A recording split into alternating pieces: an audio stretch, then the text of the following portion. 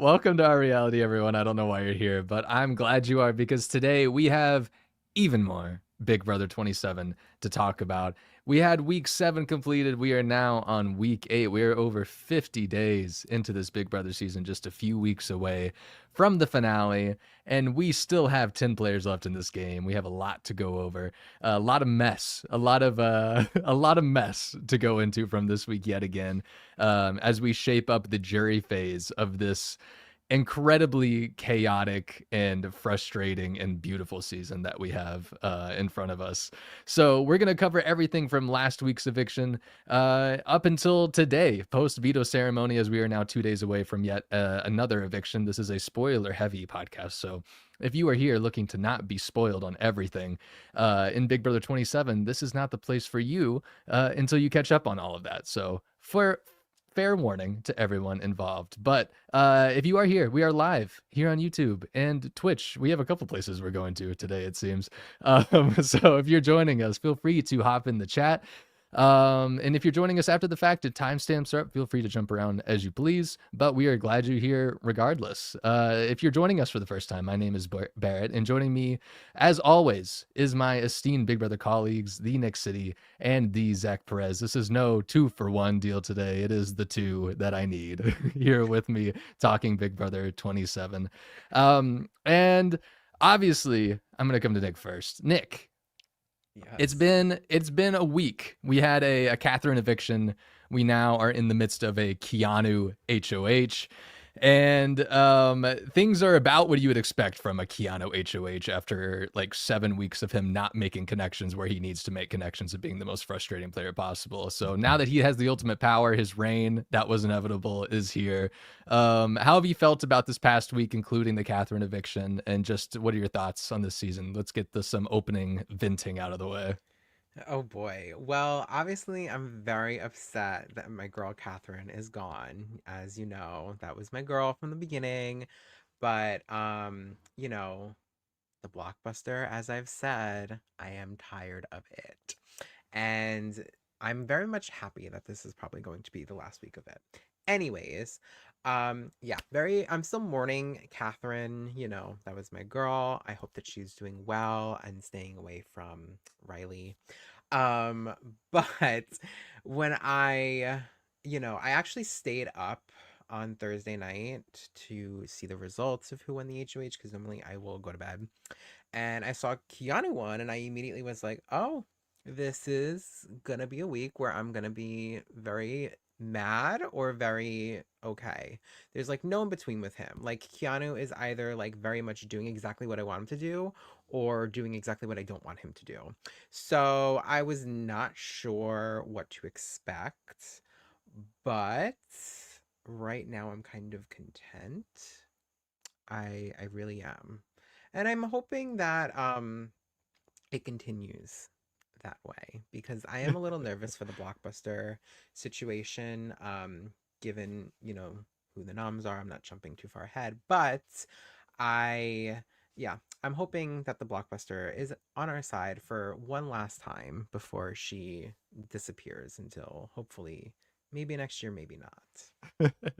Yeah, we'll see if they decide to have it disappear next week. We're thinking it'll be over. All right, Zach. One, thank you for being here. Two, we had probably our most boring eviction episode on Thursday with Catherine's eviction, and finally, what I thought was a stress-free blockbuster. So, coming off of that, going into the Keanu HOH reign, how are you feeling? Especially as a fellow Rachel stan, not to get too far ahead of myself. Rachel is safe for yet another week. We're celebrating Rachel being in jury. So how are you feeling right now, Zach, about Big Brother 27, 50 days in, or 55, 56-ish days in? I was texting everyone this whole week, and I'm just like, Rachel is gonna be nominated. Keanu is gonna do it. Like, it would have been terrible for his game, which makes sense this season, so he would have done it. Um, and I was just waiting. Like, everything that happened, like, whenever the noms first came out, I was like, okay, Rachel's gonna get backdoored. Great. Or not backdoored. There's no backdoors with the blockbuster. What do we call it then? What, like Renommed?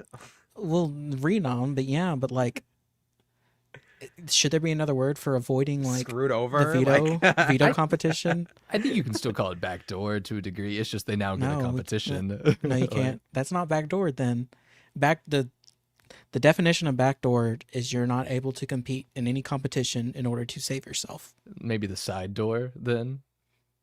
Okay, the the doggy front door. That seems Yeah. a little weird. Okay. The window. The window. The window. I like the window. Yeah. That's a good. Yeah. That's a good She didn't- medium ground. She didn't get windowed. Okay. And Second story windowed. Really. yeah, she didn't get windowed, and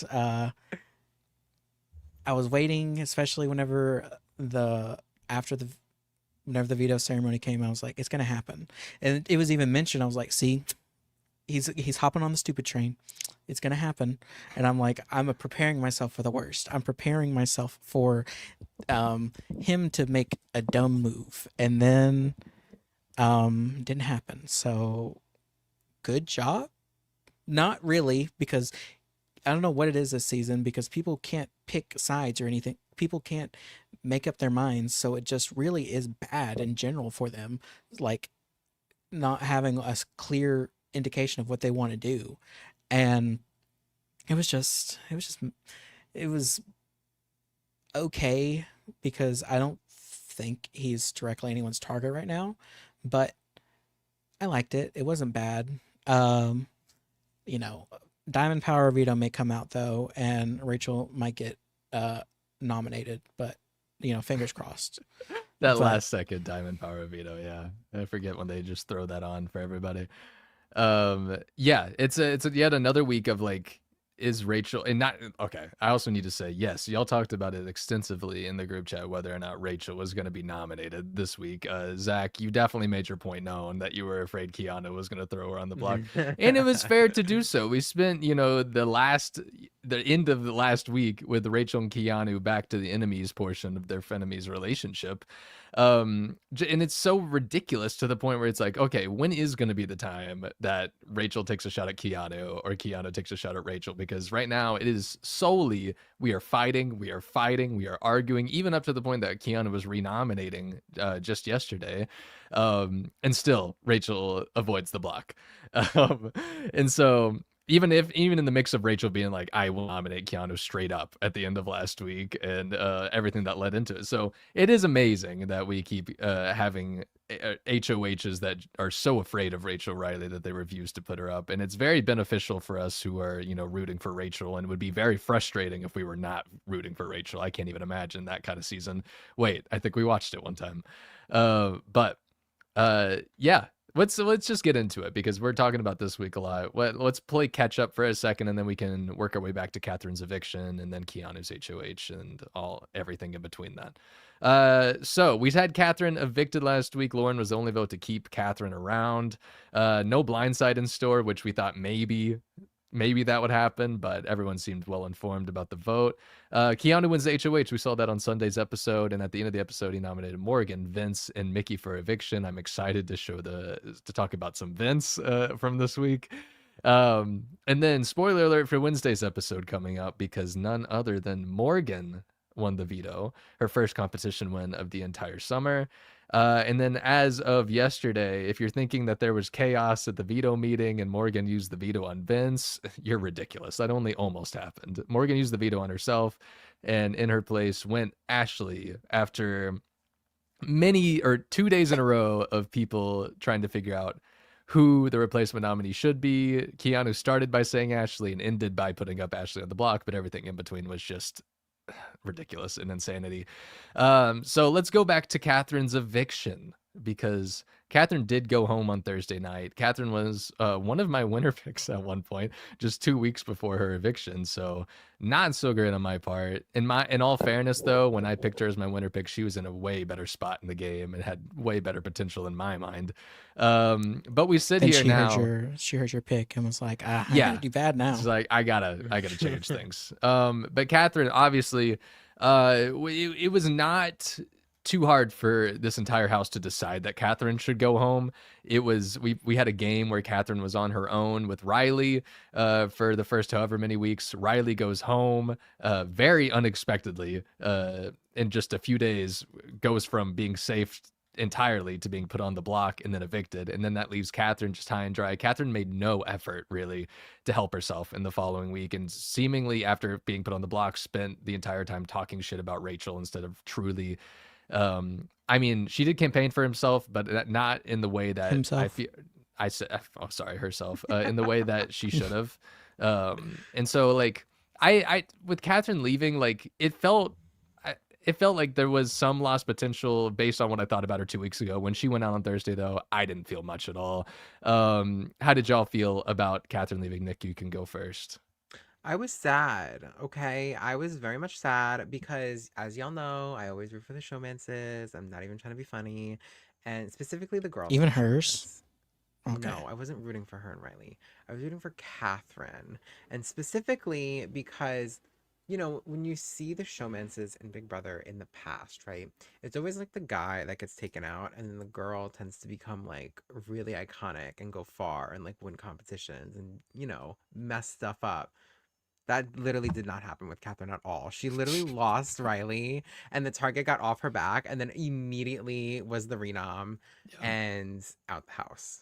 So it was like she had so much potential there. I feel like if, like, think about it, she was second in the wall comp. Like, she was literally almost the HOH, and she ended up as the renom and out the door. It's just like so upsetting to me. I don't know. I wish that she obviously didn't attach herself to Riley, but Katherine had a lot of potential, in my opinion. She had a lot Yeah. of personality, and we didn't really get to see much of it, unfortunately. So I don't know. I hope to see her do something else. I really do, because I really did enjoy her. And I know a lot of people, you know, were not too keen on her, but I think she had a lot of potential. And I think if she did not get taken out this week, she could have gone very far. Like if Kelley went last week, I really don't think Keanu would have targeted Katherine this week. So she would have been safe. Like I honestly feel like she would have gone pretty far.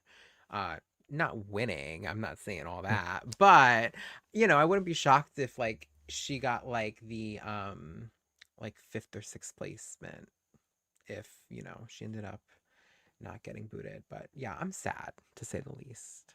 Yeah, and that's a really good point, Nick. I think it was by sheer circumstance this week, and the fact that like Rachel was Yep. so close to also going on the block that there is probably a timeline where Katherine makes it through barely this week, and then kind of just makes it, you know, a few weeks down the line, just based off of okay, maybe everyone's going after each other at that point, or maybe everyone's trying to go after Vince and Morgan, and maybe they're yeah. I feel like Katherine can easily slip into the realm of just being forgotten about, where we see a lot of those Yes. showmances, the person who stays out of the showmance end up. So it is weird that to see immediately both parts of the showmance getting evicted week or back to back weeks. But that's And not to Jerry say she was too. even the number one target this week by any means. But Blockbuster, which I guess we'll have to discuss that again, kind of ate my words with defending that last week, didn't I?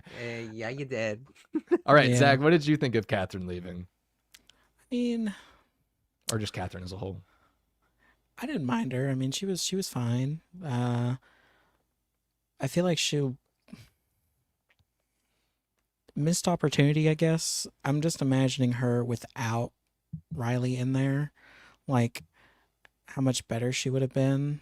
And but you know, it's looking like they're gonna sticking through everything. So Yeah. uh it's it's unfortunate, but you know, I'd rather her than who else? Who was she up against? Kelley? Ava. Ava. I'd rather her than Ava. Yeah. So Kelley won the blockbuster. Yeah, come on. You don't remember Unfortunately. Kelley winning the blockbuster in like 5 seconds flat. Hello. yeah, winning the DX blockbuster. Right, exactly. But DX blockbuster. yeah, but what could have been? You know, she was. I mean, I didn't understand her in preseason because it was kind of like, well, what are you giving? But you know, she gave some good moments, and I was even listening to her exit interviews and everything. She was saying like, yeah, towards the end I kind of couldn't hold my tongue, and I'm much more, not crude, but like uh she says she's much more like blunt and like um not abrasive. What's the word I'm looking for? Like stale kind of humor where it's like, Yeah. yeah, Yes. and I was just like, more, give us more.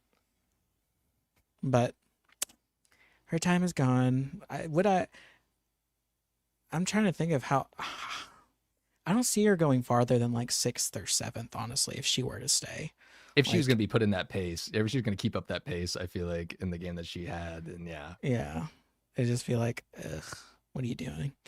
But yeah, R.I.P. Have fun indeed. with Riley. Yeah, that's what I was gonna bring up. Like, it was so funny to hear Julie bring up Riley, but like in the worst way possible in her eviction interview. It was like in the sense of just and just one more question and Riley and you don't like him? Thoughts? That's how I read it. Like, and then Katherine just had to be like, I mean, I don't know what you mean. I mean, like, I'm just a different person, I get. Like, she definitely did not understand what Julie was asking. Yeah. Or, like, in the way that of course, Julie asked it in the way that was, like, the weirdest way possible. I don't know what happened there. But it seems like Katherine has done a few interviews since she got evicted and has spoken on the Riley situation in a way that's very, like, I didn't see any of these things. I like him, and that's pretty much the gist of it from what I can tell. So that's really what we've gotten.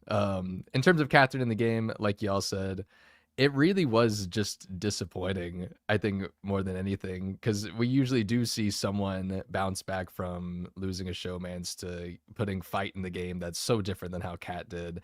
And to see that mixed in with, like, I don't know. All we got to see was her talking about like Rachel's family, and then we got random DRs of her being like, "This was a dumb, illogical move," and then she just went out of the game. And so like I don't know. I do kind of hate that this is the way it happened, but Kat never really gave me a reason to really think that she was gonna go far in this game, other than like her random moments where she had like a good look on the game or a good outlook on the house dynamic, and then I'd be like, okay, well maybe Kat can fit in somewhere here if Riley gets evicted, or maybe like Riley can be that shield for her and they get carried along in the game when they had that good positioning, and then it just all fell apart. And it also goes to like show how this season is just unpredictable in a way, to where we can have a showmance like Riley and Kat, where we're a week before saying like, oh, they're fine, they're easily going to make it to jury, Riley could easily win this game, everyone loves him, and then he's evicted the next week. We had it with Cedric last year. Whoa, I Not didn't to say all compare that. Riley to Cedric. What? I didn't say he was gonna win the game. Oh, I feel like we were about a week or two away from assuming that he Oh. was maybe going to get to the end of the game, or I don't know. I was already kind of assuming he was going to get pretty far. That's Um, that's a take. Okay. I mean, I don't feel like that was a crazy take I from don't think people that's a during crazy that take. time. Uh, It would have to be the right circumstances, I feel like. I guess, but you've also had Lauren as your winner pick for 7 weeks in a row.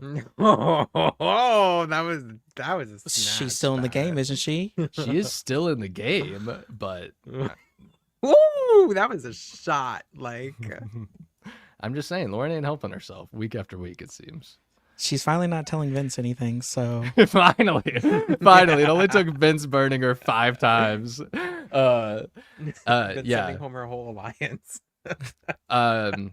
But yeah, it's not worth talking about Katherine probably too much more, other than like I thought queen. Julie's interview was really interesting, and also the flub of them showing that Mickey was in the judges and not Morgan when they showed on the stage. Hold on. Yeah, this Such a mess up. Like, yeah, like come on, Big Brother. If Big Brother knows anything since All Stars, it's how to properly do the alliance reveal via the LED screen behind Julie.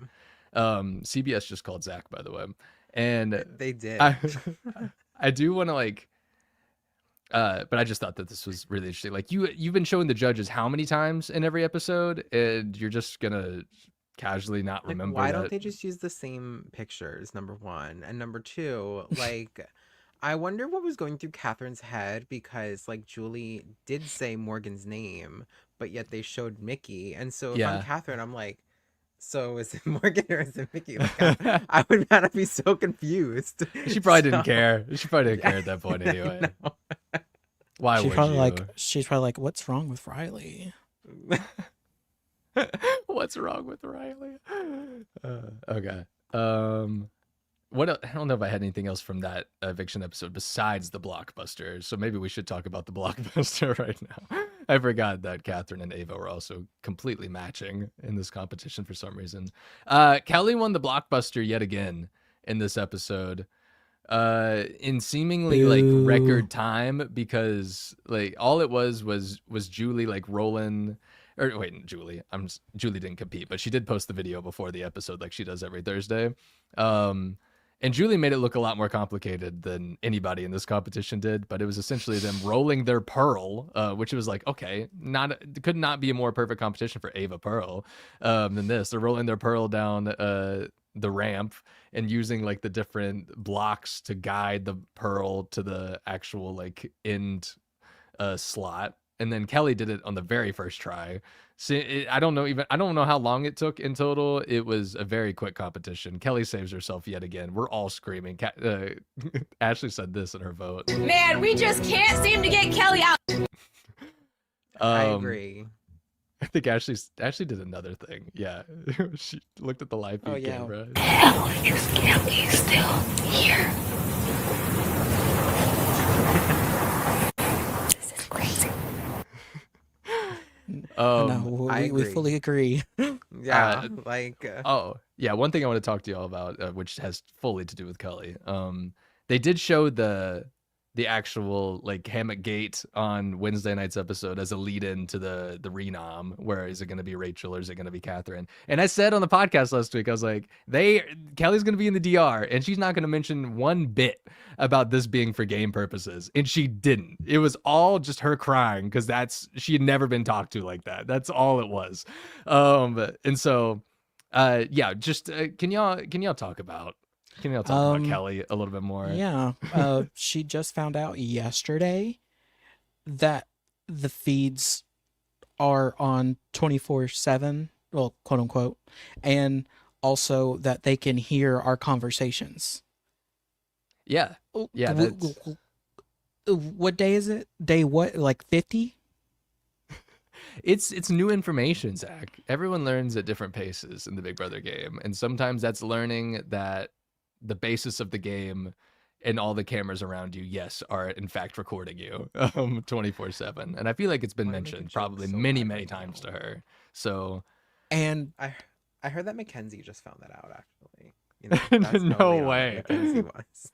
no way. I'm Stop. kidding. That's my girl. I can make that joke. But I will say I think Kelley is BSing us because all of these past alumni like Haley, Scotty, all of them are like coming up being like they tell us about the live feeds in literally every single process of the way. So I think that Kelley is just dumb. Or You're like- looking for every opportunity ever to say that about Kelley, first off, though. mind you, maybe I was, okay. you're putting Kelley and dumb in the same sentence. So yes, it does make sense. Yes, but I think maybe Kelley. So like, I did see Turner tweet too, and he was like, "Yeah, like I was told about the live feeds, but I thought maybe like 10 people were watching that all day long." And like, okay, maybe they don't do that good of a job explaining to them, like, yeah, like there's literally gonna be like Twitter accounts typing out every single thing that you say at every single moment of the day. And maybe Kelley still doesn't understand that. But I think Kelley definitely knew about the live feeds. Kelley might not just I don't know what she thought. Like I don't know. I don't know what went through her head when she signed all those waivers and did all of those things. And like what did she didn't think? Okay, maybe you're right.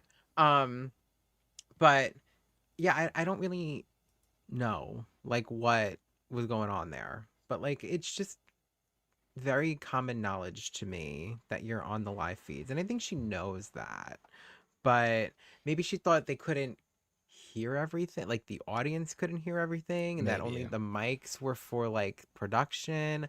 I have no idea. But she definitely knew that live feeds were a damn thing. Because I'll be damned if CBS threw her in that house and didn't say a damn thing about live feeds to her. So I don't know. I do have the clip of this moment. We shall see. This was from, so I guess it was 2 days ago. Hear our conversations? Yeah. Unless we're like right there. Oh, they can hear. With the mic. I didn't know how lives worked.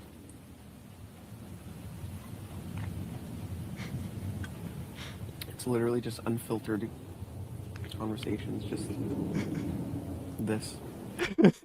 I love how Vince and Lauren are both just like giving the most bare bones way to describe it because they don't know how Yeah. else to describe it to it other than just it's like they listen to you with the mic and they watch you with the camera. Like it's literally what we're doing right now. Like I don't know how else to describe a Oh. 24/7 live stream.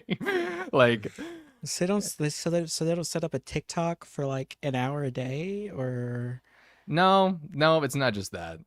And I love how Kelley like looks up to the camera after this as if she is seeing one for the first time.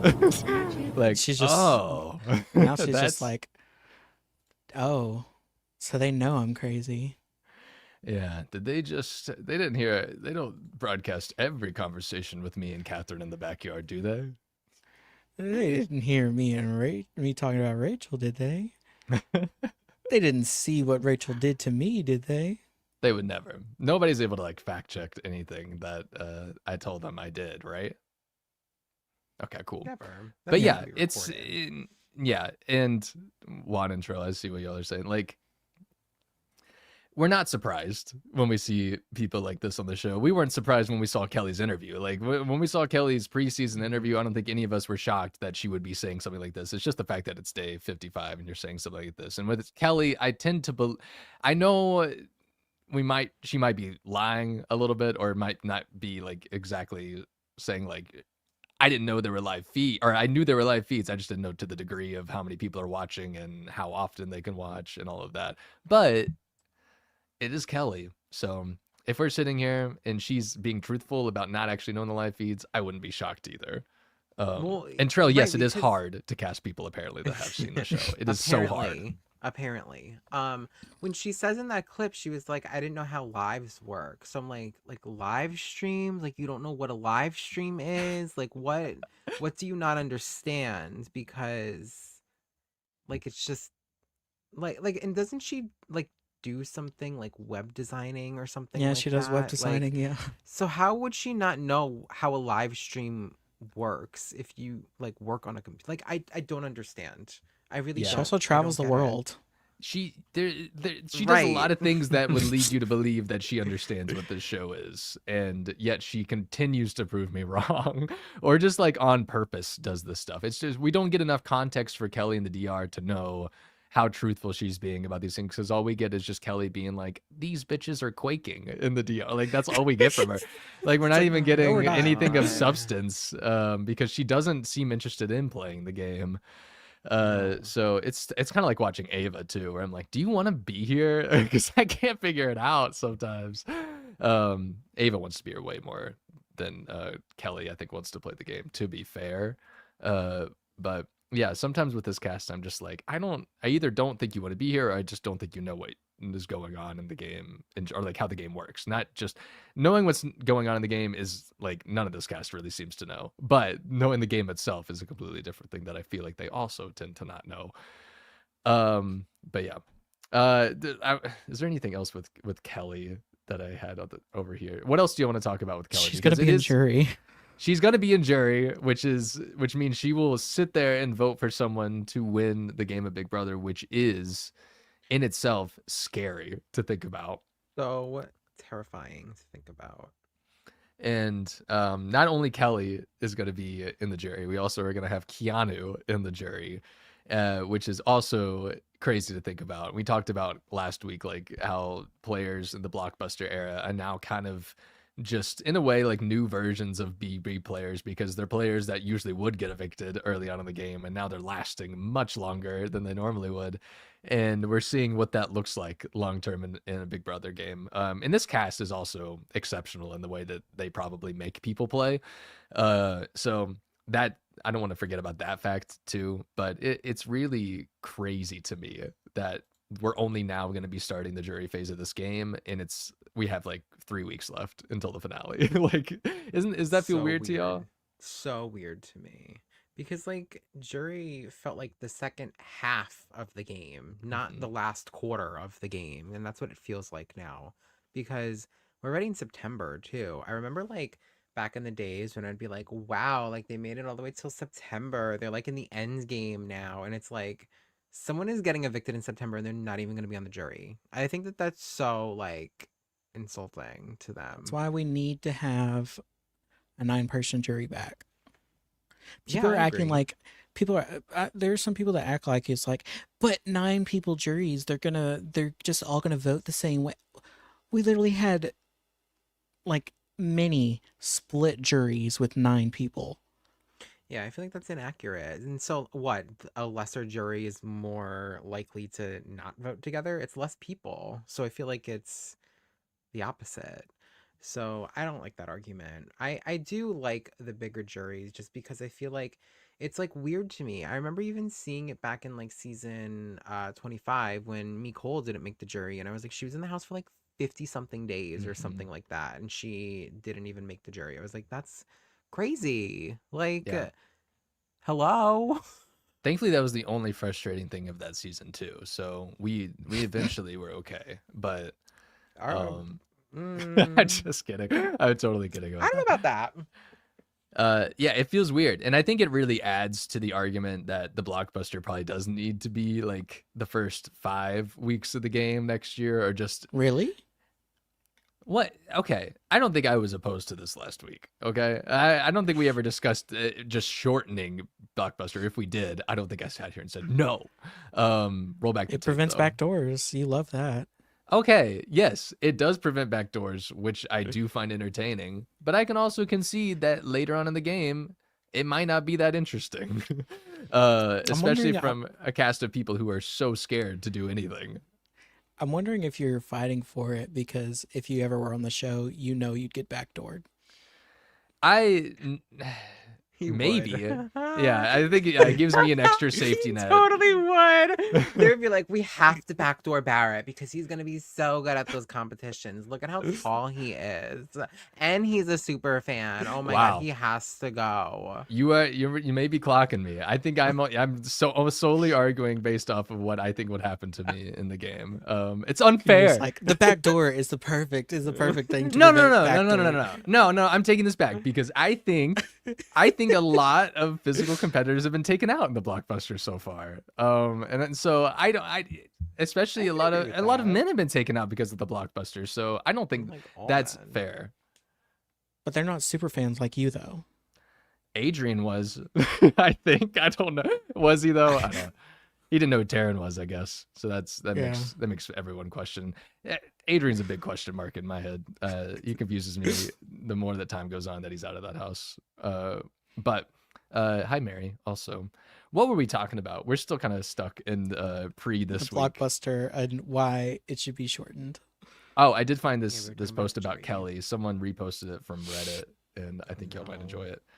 I'm So scared. this is a description of Kelly from someone on Reddit. She's chronically unstressed because she doesn't really know how to play Big Brother. That lack of stress means 1, she has little urgency to figure out the dynamics of the house and ingratiate herself deeper with them, so she's usually lost. But also 2, she doesn't panic during high stress comps and is able to lock in and win. And I do think that that does describe Kelly pretty accurately. Someone who seems to only care about like the emotional aspects of the game, or just like looking like being a TV character, and she doesn't seem to care about anything else. Like, I don't I'm think gonna she hang. even cares about being a TV character. Then what does she care about at this point? Tucker and what he thinks. Well, yeah, she wants to be Tucker. She wants to be that character. She wants to be that. Yeah. What if she literally wants to be him, like take his place as the twin, and be him. Like she's gonna start talking to Rabina after this, and then Is Kelley Leave Tucker's her actual out of partner this. in The Amazing Race? yeah, and she's gonna be like, "Ah," and whenever she finds out Tucker's on Amazing Race, she's like, "Ah, I have to apply to that show now." She's gonna be mad she wasn't his partner. That's what I'm saying. Yeah. Like, Yeah. Well, Kelly Jorgensen's already a world traveler, so Amazing Race is in her future, Right. I think, already. don't I know. want to say that so about this. I don't mind when they cast people who don't know Big Brother because I like watching like Derek X where he had no idea what the hell he was doing and like he had somebody in the house like Tiffany kind of be like this is what you got to do and like taught him how to play Big Brother. I enjoy watching a new fresh palette, I guess, come into the Big Brother house and like learn it as they go and become good. Kelley is like the opposite of what happens when you do that sometimes though. Where you throw somebody in there who doesn't know about Big Brother and kind of doesn't really even want to care to learn how to play Big Brother. Like she sits there and I feel like she constantly plays victim all the time about being put on the block all the time. And well, Kelley, if you actually knew about Big Brother and cared about Big Brother, you would know that the people who go on the block early on in the game end up going on the block multiple times because you become the easy person to put on the block. So when you volunteer to go on the block the first week of the damn game, that's what's gonna happen. So you can't turn around and like blame all these other people for putting you on the block when you volunteered and it caused the whole pattern of you being the person to sit on the block next to the target. Like you did it. Like it bothers the hell out of me. But I just wanted to say I'm not opposed to like brand new people who don't know what the hell Big Brother is going on the show at all. It just depends on like what they do with it when they get on the show. And Derek Mhm. X I feel like is like the beautiful example of like how that can work out perfectly. But Kelley is the example of how it can work out horribly, in my opinion. Yes. Yeah, it there are definitely like an infinite amount of ways to go into the Big Brother house and play the game of Big Brother, especially with the amount of twists and turns that can be thrown at you in any given season. Um and but you're right, Nick, in the sense that like you have to go on the show and like actually play the game. Like you can play it in your own way, but you have to prove to me that you're actually like playing the game and aren't just there to be there Mhm. or to be like the character. And I feel like that is what Kelley is doing to me. It doesn't seem like what she does is a game move ever. Like it Right. just seems like she's just there. It's And like she's she's like doing like the social putting on a element, but she's performance yeah. in like a weird way. It's Yeah. like this isn't like acting. Like you're supposed to just be Kelley and play Big Yeah. Brother. It Like kind of like she does some things sometimes where it feels like people should have a conversation, like people had for Dan and 10 and being like, is he the America's player? Like like Dan is acting really weird. Like Kelley just does shit like that all the time. And you're like, is she being told to do these things or is she just do it? mhm. Like or she's the instigator. Like she feels like Right. she's like she's giving herself the power of America's player and giving She's herself the her own accomplice. tasks. Yeah. And then she's yeah.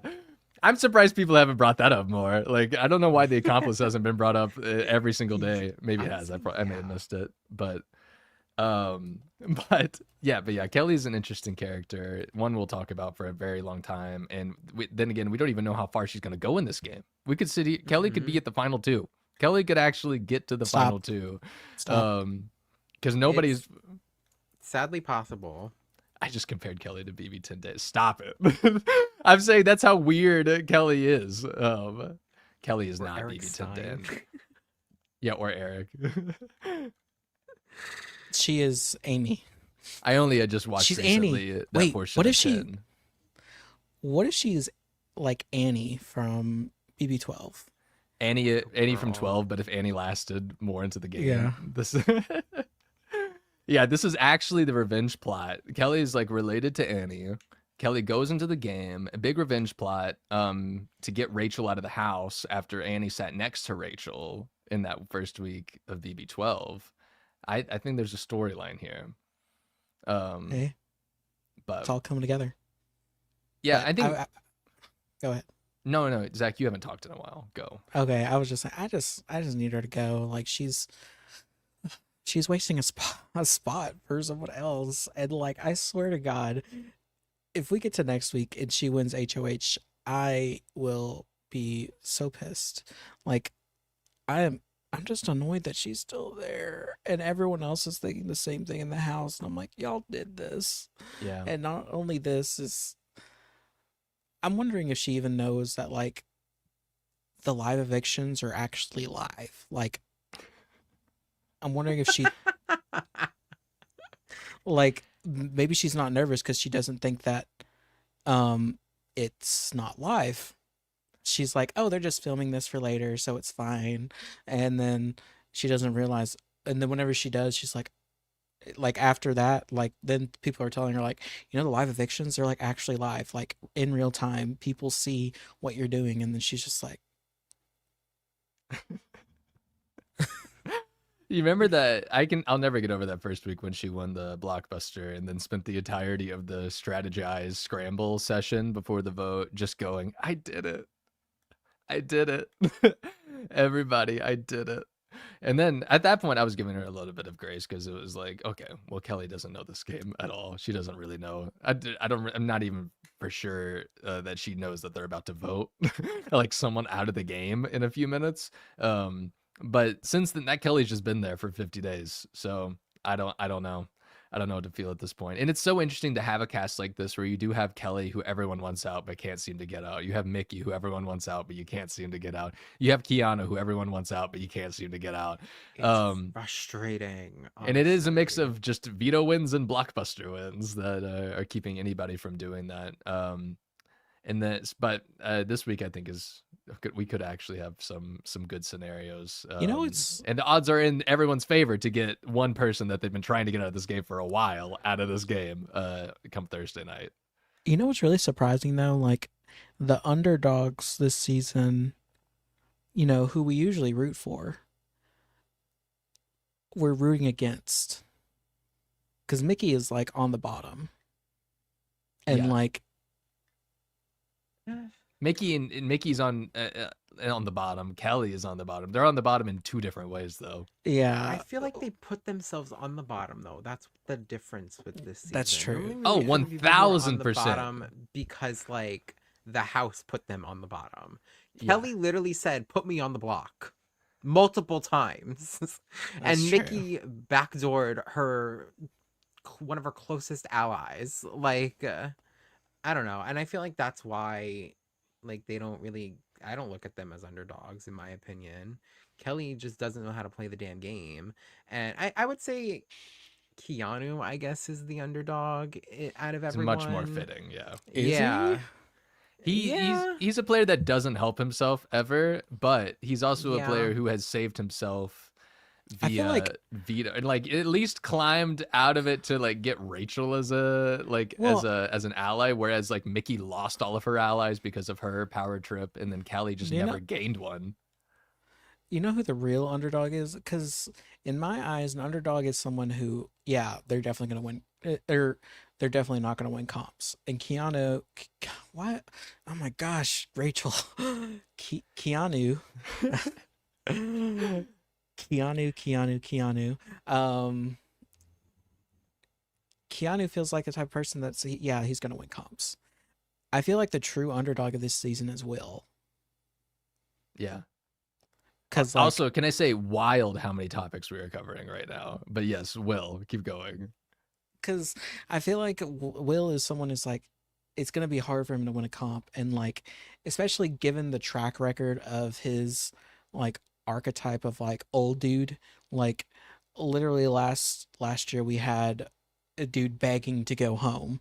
And what was 2025 or 25?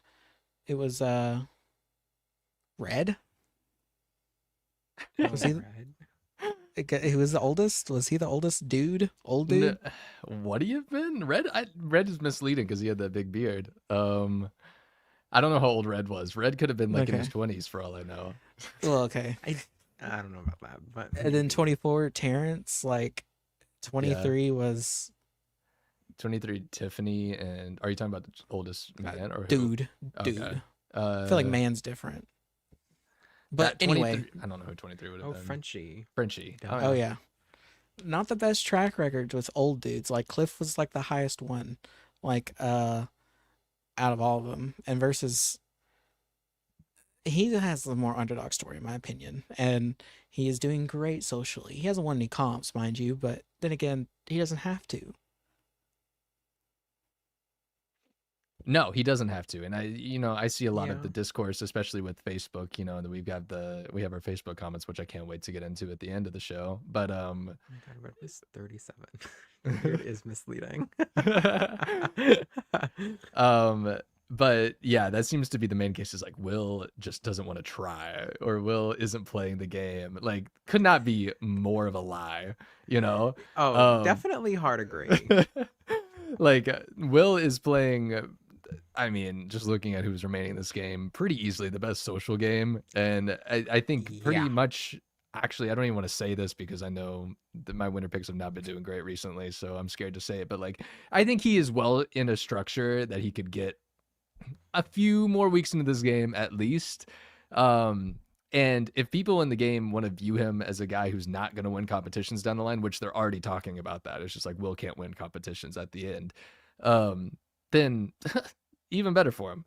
So I would love to see Will have power soon, even though it would probably give people an excuse to then go after him because of that. But at the same time, I do want to force him to get into a point where he has to pick a side, or at least like make decisions that aren't just yeah in the back of the room. Or, oh my god, Will's having a problem lately where he's forgetting everything. Like, people will have conversations with him and they'll be like, oh really? And they'll be like, I told you that, Will. And they're like, he's like, oh yeah, you did. Is he? Like, is it no. that he's not forgetting? I don't think he's forgetting it. I just think he just didn't listen. Well, yes. Well, okay. Yeah. Either one. He's still not knowing the information when they've told him twice. But yeah, he's doing that thing, which I need him to lock in a little bit more. He seems like he's getting a little bit too in his own head whenever people are telling him information. So, but yeah, I think Will's doing great. I think, Nick, for you to have him as your winner pick was a great choice, especially through this week, when he still was not even like mentioned to go on. He might be the only one that wasn't even like considered to go on the block through Keanu's HOH. Which is what we should probably talk about next, because we haven't really talked about Keanu as HOH yet. Gosh. Let me look through my notes just in case there was anything from Wednesday or Thursday's episode that I really wanted to talk about.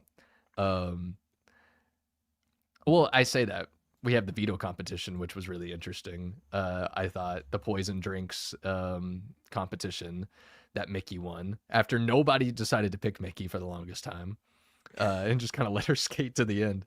But that was really the theme I got, is like production really seemed like they were planning on Mickey to be this main character for the rest of the week, and then after she won veto, she just wasn't really anymore, of course. But we got a lot of Mickey content. So you want to talk about Mickey real quick before we move on to Keanu? I feel like it would be advantageous. We kind of skipped over her, I feel like, for the last week or so. Well, I was saying, did you want to talk about that comp? Because I really liked it. Let's just talk about it now then, and we can integrate our Mickey conversation, because I thought the it was veto comp. Yeah. I really like that comp too. It was called Wine to Die For. So yeah, I'll pull up some images, because I really liked.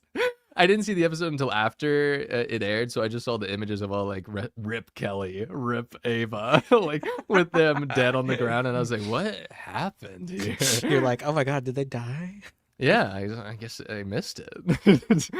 I don't know how that happened. Where's Wine to Die For?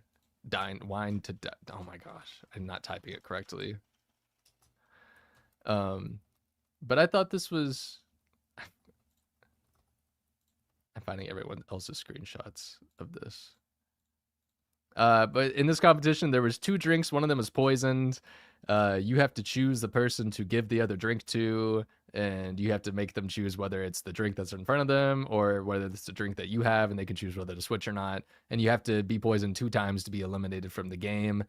This was a different take from like I can't even remember what was it 12 when they did like the Big Brother Big- 5. No, I'm thinking of the what are you talking about? The betting one where it's like they bet on whether someone's telling the truth or not. Yes. Okay, that's the one I'm talking about. But it's I'm trying to think of the other season I remember it from where they have to like pretend to make a sour face or like pretend like it was a bad drink what or they season took the was bad that? drink. Oh my god. I remember a bunch of people making faces, like disgusting faces, to try to convince people that they had Yes. the drink. And I can't remember what it was. But it reminded me of that comp, except you knew instantly when the drink was poisoned. But I thought this wasn't a bad competition. I think obviously you should target the people that you need out of the competition earlier. And there is this. I think the penultimate point of that competition was Keanu luring Vince over to have him challenge him at the table after Keanu already had like one life taken away. And Vince is like, "Are you kidding me?" Because Vince is walking over to Mickey trying to get her to drink the drink, and then Keanu's like, "But what me? What about me?" And Vince is like, I guess like we can do this, Keanu." And of course, Keanu gets eliminated off of that. So not a bad competition. Obviously, everyone wanted Mickey out of this game, so Mickey winning was not advantageous for anyone at all. But I thought this was interesting. I like the element of everyone just laying down on the floor afterwards, like throughout the entire competition. They Yeah. just stayed there until the end, so the ground was just littered with house guests that had died already. So what did they use to bubble it? What did they put like what's it called, seltzer tablets in it or something? I don't know what you put in it to make it kind of just like fizz like that immediately after you drink it. That was weird. You're in Hollywood. Come on. I'm not. Or you were in Hollywood. I'm in Texas. I found the Sims edit of it. What is this? Would you love a glass of wine? Got this just for you. Did the Hogfather send you? Just like, I don't know what you're talking about. Never heard of him. Funny how he sends you to try to poison me. I know nothing. How about this? You send me to the block, I send you to your grave. Bottoms up.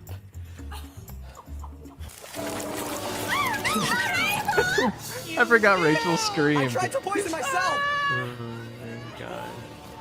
It looks like Ava has taken her last drink, and Vince has survived. You're wrong, Ava. The Hogfather had nothing to do with this. Little Stinky sends his regards. The bookshelf. I forgot Rachel stood up and screamed for Ava when she died. That was so funny. They were all they're trying to get their bold and the beautiful parts. Yeah. Yeah, they're trying their best. But yeah, that wasn't a bad comp at all. What else do you have to say? Zach, you look like you're about to say something. I mean, I hope they bring it back. Because obviously there might be a way to game it. Well, there really can't be a way to game it because, like, obviously you'll keep on asking the same person, but, like, you're going to have to hope that Yeah, you could technically just keep picking the same person over and over again, but yeah, it's a 50-50 chance every time you do it. So you could theoretically just be shooting yourself in the foot or poisoning yourself, I guess, technically, every single time. So it's hard to. Yeah. So but bring it back. If you do a 50-50 chance against the same person over and over again, is it really a 50-50 chance at that point? Or you're really just, if you're only targeting the one person, you could just get them out one by one. But you're right. Ideally, in this scenario where there were a lot of people kind of competing for the self, it worked. But if you really wanted Mickey to be the house target, yes, just make a plan to go after Mickey every single time. I don't think that no one is preventing themselves from just saying that out loud in the backyard, other than they're all too afraid to say it, which is this cast. So of course Mickey's gonna win. Like, I'm so sorry. One of y'all is going to say at some point, we have to get Mickey out of this competition if you really want to. Are you trying to pull a Paul? No, I'd rather someone not pull a Paul if I'm given the choice. But In this case, like when you have the competition end and Lauren being like, are we all just a bunch of idiots because we can't pick the person that we actually want out of this game in a knockout competition? It's a little bit frustrating. So maybe Yeah. there's a middle ground between Paul and not doing anything at all. Yeah. But I had a couple of things to just say about Mickey real quick, because Mickey is one of those characters in this game where she's also like on the outs, but she seems to be the one that's so completely unaware of it. And I think it's a unique point in the game to be at for her, because she had power, and ever since she had power, she's been on the bottom of the house and has not clawed back. And she has no clue that she would have even gone home if she didn't win that blockbuster a couple weeks ago. And she has no clue that she's going to be evicted pretty easily if she doesn't win the blockbuster this week. And I just think it's so weird for her to go this long in the game and not have any awareness of how much people hate her in this game right now. So what do you all think about Mickey right now? It's a very interesting position to be in. It is interesting because I don't know like how Mickey's even gonna like react if and when she gets evicted. Like she's gonna be so shook, I feel like. But it's very like, it's weird because I feel like Mickey does talk a lot of crap behind people's backs. A little bit. And it's funny because I Just a feel bit. like people, yeah, right, just a bit. But I feel like people do the same thing to her, but like reverse. And like she's just like blissfully unaware of it. And it's like kind of funny to me because it's like you sit here and you talk all this crap behind all these people's backs, and you even sit there and think for a second, like, oh, maybe they're doing it to me too. Like maybe I'm not the only one doing this. It's very like, I guess like self-centered. I don't know how to like explain it. It's interesting because I feel like she's so just like unaware. I feel like that's the best word to describe her. Like you said, it's just, how do you not realize like what's going on? Do you not see the people in the room? Like it's very like you're living in the house with them. How do you not pick up on like social cues? I don't get it. I mean, look at don't. Kelley. She doesn't. This is true. This is true. I can't wait to go back at the end of the season to read Vince's comments about his self-awareness in the game too, and how like he was going to be the most self-aware house guest of the summer. I think that'll really age well. But yeah, Mickey is in a really strange position. Like she had a DR on Wednesday's episode where, you know, we start off that episode right after the nomination. She's put up on the block by Vince, and she goes into the bathroom with Morgan and Rachel and Will. And Mickey's just like, I don't know why this happened. Like, Morgan, this is your number one ally. Why am I on the block? You know, it's echoing her worries that she had in her HOH week, which is like, Morgan, I get that you're aligned with me, but you're aligned with Vince and Zach, but I'm number 4 for them. You know, I'm in last place. So now it's just like her worst nightmare. This is what she kind of was worried about, is Vince winning HOH, and now she's being put on the block. It's just so much has happened in between those 2 points that I think Mickey's still at that point in her game in week 3 when she's HOH as opposed to now. And she had a DR where she was like, God forbid I have a great social game and I'm a nice person. And I audibly said, no way. Because that's Mickey's idea of still who she is that like she's some kind of loyal ally to the people in this house and not just talking shit about She has the votes. She does not have the votes. She sure thinks that she does, and which is why I don't like. That's why Mickey leaving on Thursday sounds so exciting, just because she would have that like clarity as opposed to her getting to jury and then really maybe never having that at all. And so like I'm playing this game of like, do I want Mickey or do I want Vince and jury? And right now it's definitely Vince winning the battle, because Mickey, I feel like, has been someone I've been ready to see walk out the door for like 3 weeks now in a row, and haven't gotten it. So yeah, I just wanted to say that about Mickey. I feel like we haven't talked about her enough lately, because she is kind of in her own world and she didn't have power, or was completely safe and we didn't have to worry about her making decisions. But I also really like this tweet that I just saw where it was just Mickey saying, "I don't know how we got here" to Ashley yesterday. And so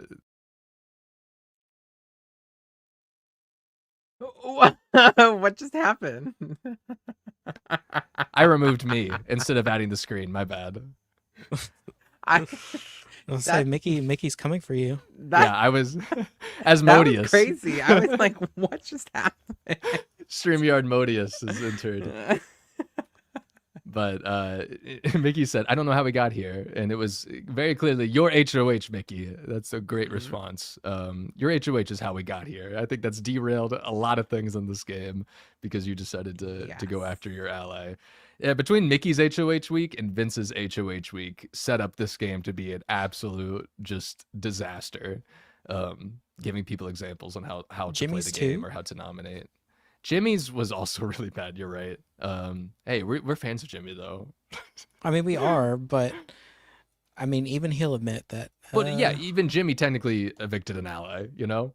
Yeah. So, Amy, not like the craziest, biggest ally, but still someone that I think they could have used. But yeah, we don't have to talk about Mickey too much more. I'm sure she'll come up later. Keanu. Talking about Keanu's HOH. Sure. Because Keanu is in power. Facebook is screaming. Keanu's in power. Keanu won the question and answer competition. They had to memorize a bunch of clips on the memory wall. They all went up. Pretty normal competition. Came down to Kelley and Keanu, which is hilarious. A bunch of people after Kelley won the blockbuster were saying like an incoming Kelley HOH just feels inevitable at this point. So they were close, but Keanu was able to pull it out. The people who were not able to pull it out were the judges, who were basically all eliminated within the first couple of rounds, Rachel being one of those people. And Rachel said as much that she was embarrassed, but I really loved Will's DR here, just how much the judges suck. Our alliance sucks, man. Let me keep it real. Judges suck. But we have Keanu ending up as the winner. And let me pull up my notes from that episode on Sunday. Oh, I forgot. That's the episode. Sunday was when Kelley said she had bitches quaking after winning the blockbuster. Zach, are you all right? We good? Cool. So Quaking was her wording too. yes, we had Vince talking about his HOH in this episode as well, saying that it was a failure because Katherine was the one eliminated, which I just think is so funny to say when you're HOH and you had complete control over that. Right. Like he should be so embarrassed. Like, we had confirmation in a DR that Morgan's focus is the judges, which we got the vibe from just with her constant campaigning, but it was nice to hear that confirmed. And then Rachel has a moment where she talks about how she's over Kelley, points out her puzzle ability. I thought that was interesting as well. Vince had a moment where he was talking about how amazed he was that he hadn't struck out with Lauren yet. And I was also like, yeah, I'm a little confused why you haven't struck out with Lauren yet. You've burned her how many times at this point? And then we saw Lauren mention, I think I'm done with Vince. Even though this week only slightly proving that she's done with Vince. But we get the lead up to the HOH competition. We see Keanu's pissed at Vince. And Vince has this moment where he's like, I'm setting back our team more and more. I feel like you keep taking us 15 steps back. And first, there's not really a team with Keanu. But secondly, you are, if there was a team with Keanu. And then Keanu called Kelley one of his most trusted allies in a DR. That's important. Kelley talks shit about Vince in a DR. And then Keanu wants to fix things with Rachel.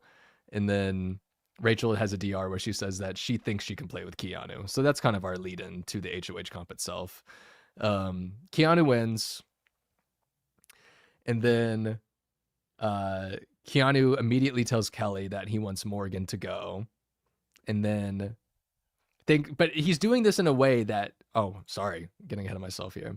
He's doing it in a way that like, he thinks that getting Morgan out of this house, which Morgan was his original target for this week, will free up Vince to like his side again. That's really his thought process behind all of it, because he believes in Vince more than anyone in this world, apparently. So I'll talk to y'all now. Keanu's reliance on Vince, and we'll play the clips where he just eats into Vince in a second, but like Keanu's reliance on Vince, even though he put him on the block, he's framing it as like I'm like almost testing you. Like it may not be my worst case scenario that you go home because you burned me, but I'm putting you on the block anyway, and as a secret way to like get Morgan out of the house to free up Vince for him, and never trusting anybody else. Like what is this strategy? Why always Vince? Why are you relying on Vince? Like how many times does he have to burn you before you have to just get it in your head? Because it just seems like such an obvious play from him where his game should go, and it just seems like he refuses to go there because Vince is in this house. So why is this happening, Nick? Girl, I wish I could tell you. I don't understand the logic. I don't even understand the logic of, if I'm being so for real with you, of him putting Vince on the block 100%. It's just so like I don't get it, right? I feel like last week it was all about like Keanu and Vince, and we need to get Rachel out, and da da da da da. And Vince didn't want to do it because of the judges and this, that, whatever. And so then now we're in this week, and Keanu wins the HOH, and Keanu is like, well, how dare you not put up Rachel? So instead of putting up Rachel myself, because I'm also too scared of doing that, I'm going to put up you instead. It's just so like weird, because I feel like they're both just playing so scared. The both of them, Keanu and Vince, and they're like tossing the blame on each other of, well, you were too scared to do it. No, well, you were too scared to do it. Well, none of y'all put her on the block. No. You're putting each other on the block. Like, it's just, it doesn't make sense. Like, are you aligned or are you not? Because Keanu, if like Vince is someone that you really trust in the game and you're trying to work with him, why are you nominating him over Rachel, who you were trying to get Vince to put on the block last week? It's just like, I really don't understand what Keanu is doing at all, if I'm being honest with you. I am very happy he didn't put up Rachel, obviously, but I kind of don't understand like why he didn't, if that makes sense. Yeah, it makes sense to me. You were so mad that Vince didn't do it, so why don't you just do it yourself? Oh, because you're too scared. Right, got it. Like, yeah, he put himself in the same position that Vince put himself in a week prior. And also didn't do it. It's just like, I don't understand. Yeah. But it's also like his same thought process of like, I need someone else to get Rachel out of the house because I can't do it or else she won't vote for me in the jury is so asinine. Right? Like if you want Rachel out of the house, then put her up, because otherwise you saying this a million times and you going back and forth on like, is Rachel like an ally of mine or is Rachel someone I need to get out of the game? Like both cannot exist at the same time, because everyone reveals all bits of info to everyone. So anytime you tell Vince, like we've already seen, which is so annoying, anytime you tell Vince about how much you want to get Rachel out of the house, Vince is going to tell Rachel, and then Rachel's going to tell you that Vince told her, and it's just going to go in an endless cycle no matter who you tell all the information to. It's going to happen with every single person in this house. And so it's like, how do you expect to sit there in your final two chair and say, Rachel was my ally, I couldn't get her out, so I had to work my hardest to make everyone else get her out of the game? Like, no one's going to fall for that, because if you're sitting there telling everyone else to evict your ally, that person's not your ally. Like, they're just not. So it's never going to work for him in a way that he thinks it's going to in a final two scenario. And it's so frustrating to watch someone like this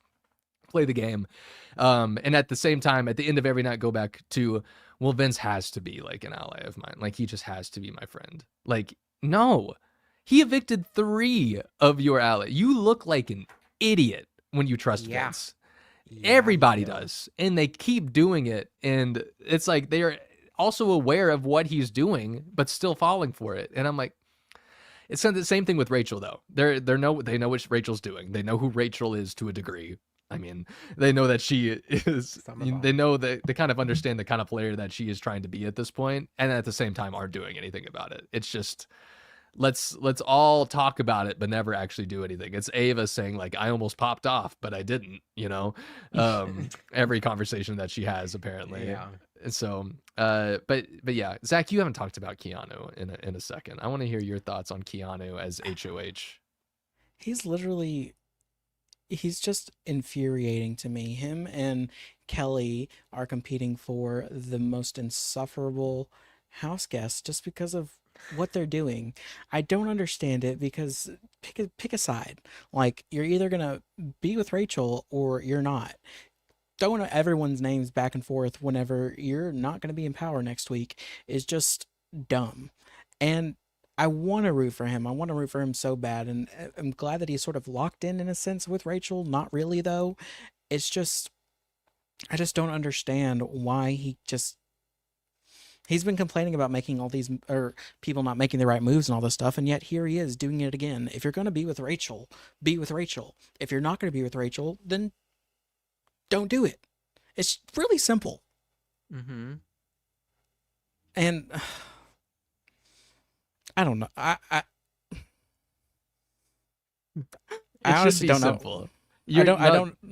I don't know how he won the HOH, but here we are. He memorized all the funny clips. That's how he won HOH. When it was down to him and Kelley, that was like the worst moment of the season, in my opinion. Like, that had to be the worst moment for everybody involved that was not in that competition. It is. It is like on season 8, if there were 2 Jins at the end of that one question answer competition where she won in the teacup question. It was like if they're seeing double that day. If there was a 2-for-1 Jin, But yeah, Keanu is uniquely interesting and frustrating as HOH to me because we do have those moments where, he brings in Vince after he wins and completely tears Vince to shreds. I mean, we sat here last week with their gym conversation, where Vince is crying to him and talking about how regretful he is, about how Keanu hypes him up all the time and he just keeps ruining his trust, whatever. Keanu did this to Vince this week where he just had Vince like basically just told him everything that Vince never wanted to hear. It's also so funny to like have this continuous thread of Vince having like the worst scenario possible for him always thrown at him. Like, there was even a moment in the episode on Sunday where Vince, or maybe it was Wednesday, one of the episodes, where Vince literally mentioned, this is my worst case scenario, this is my nightmare, which is pretty much exactly what Julie said that one time right before his Riley vote. When they came back from commercial break. This is Vince's worst nightmare. Just copy paste that every day in Big Brother 27, and that's pretty much what's going on with Vince. But we had these really fun moments after Keanu won where he was revealing to Vince that he's going on the block, and Vince has already found out that he is like so good. Not only going on the block, but that he was a have-not, which seemed to add to the disasterness of the night for him. Wait, here, I have to play this real quick. One of my favorite lines. I know, but I'm gonna be malnourished. I'm gonna have no fucking energy for veto. You get a nice glimpse of also Morgan talking to Vince there, which he's gonna be malnourished. Malnourished is crazy. But so Vince this week is so funny to me because you have Keanu telling him like all of the things that Vince never wants to hear, like leaving is not my worst case scenario. Like, I don't need you to beg. I just need you to win. All right. Like, I don't care. You have burned me way too many times at this point. And also like, you're the only person who's going to use the veto on Morgan. So I kind of need you on the block, which is a really funny thing to say to him, considering where they are like 2 days later. Cause like Morgan wins the veto, and it's practically forgotten about that Keanu was ever targeting Morgan to begin with, at least in my mind, because the way things spiraled after that, which, I mean, even more credit to Morgan, I guess, for like being able to adapt to people who keep putting her on the block with making them think that they're like, or like maybe not aligned, but like maybe almost like making them think that she's aligned with them. In a way I find really impressive by Morgan. But going back to Vince real quick. I just Vince is such a funny character to me, in the sense that like I don't know how a man could just like act like this every single day and people just put up with it. Like I don't know how he can go around Oh my crying to every God. room, constantly acting like he is the victim of every scenario. He's 'Cause he always the one is. that's done dirty. Like everything just bad happens to him, and He now he's a looks malnourished, have-not. Barrett. Come on. He's taking the Like, tiniest bites of his slop on the feeds. He's like, oh my god, it's so he funny. has to take cold showers and sleep on those like body things. I Yeah. don't remember what they're called, but don't you feel And bad now- for him? Come on. No, I don't. And I like it's just it gets funnier every time he's on the block. Like the fact that he could be sitting there in the final 2 nomination spots on Thursday night again will be really fun to watch. If it's him versus Ashley, that's my favorite scenario of the week, even though it's risky because it's Ashley and I don't want Ashley to go. I think Vinny would go in this case right now, at least. That makes me excited because then we would see like the truly panicked Vince come out if Mickey walks down the stairs and is declared the winner of the blockbuster comp. You know, that scramble session is going to be really fun because it's not going to be like Zach and Vince hugging each other, you know, just be like, I'm so sorry that we got in this position, man. I'm so sorry that I didn't mean for us to get like this. It's actually going to be Vince like actively probably like running into rooms and begging people. I don't need you to beg. I just need you to win. Yeah. So I'm excited for that. What's your take on Vince right now? Get your Vince venting out of the way. I am so over him. Hi Roxy in the chat, by the Oh, way. hey Roxy. So Vince, right? I feel like I've seen a lot of people wrongfully compare him to Vanessa because all he does is cry. And I think that is absolutely incorrect. Okay. When Vanessa cried, she had not like a purpose, but like she was coming for somebody when she was crying. Like when Becky threw her on the block and she was crying to Becky and was like, how could you do this? Like there was intent behind those tears. Vince is crying because he's a whiny baby and is annoyed that he has to be on slop and doesn't want, I'm going to be malnourished and I have to do veto. No one cares, okay? Like, no one truly cares because look at how you've treated everyone else in the game. Like, you don't care about them. No. So, I'm sorry, but no one gives a crap. And I'm just, like, so over the crying, the whining, the begging. It's just, like, why don't you try to come up with a compelling argument as to why Keanu shouldn't nominate you, or try to come up with a reason as to why someone would be a better nom than you, instead of sitting there and crying like there's just like that's the only answer. It gives very much like toddler, like I need to cry to get my way, when you could just come up with an argument or a debate, or like he's just not a good player, in my opinion. And I think No. that's what it is. It's like he doesn't know what else to do. It feels He's like gonna another cry. weird case of like someone saying that they're a super fan and then doing everything in the game like they're not, you know? Or like Yeah. Vince claiming he's a super fan who applied to this show for 10 years, but then saying weird things like, I didn't watch X season. I didn't watch this very Yeah, he important doesn't season. know And who I'm Rachel like, then is. yeah. And what Excuse me?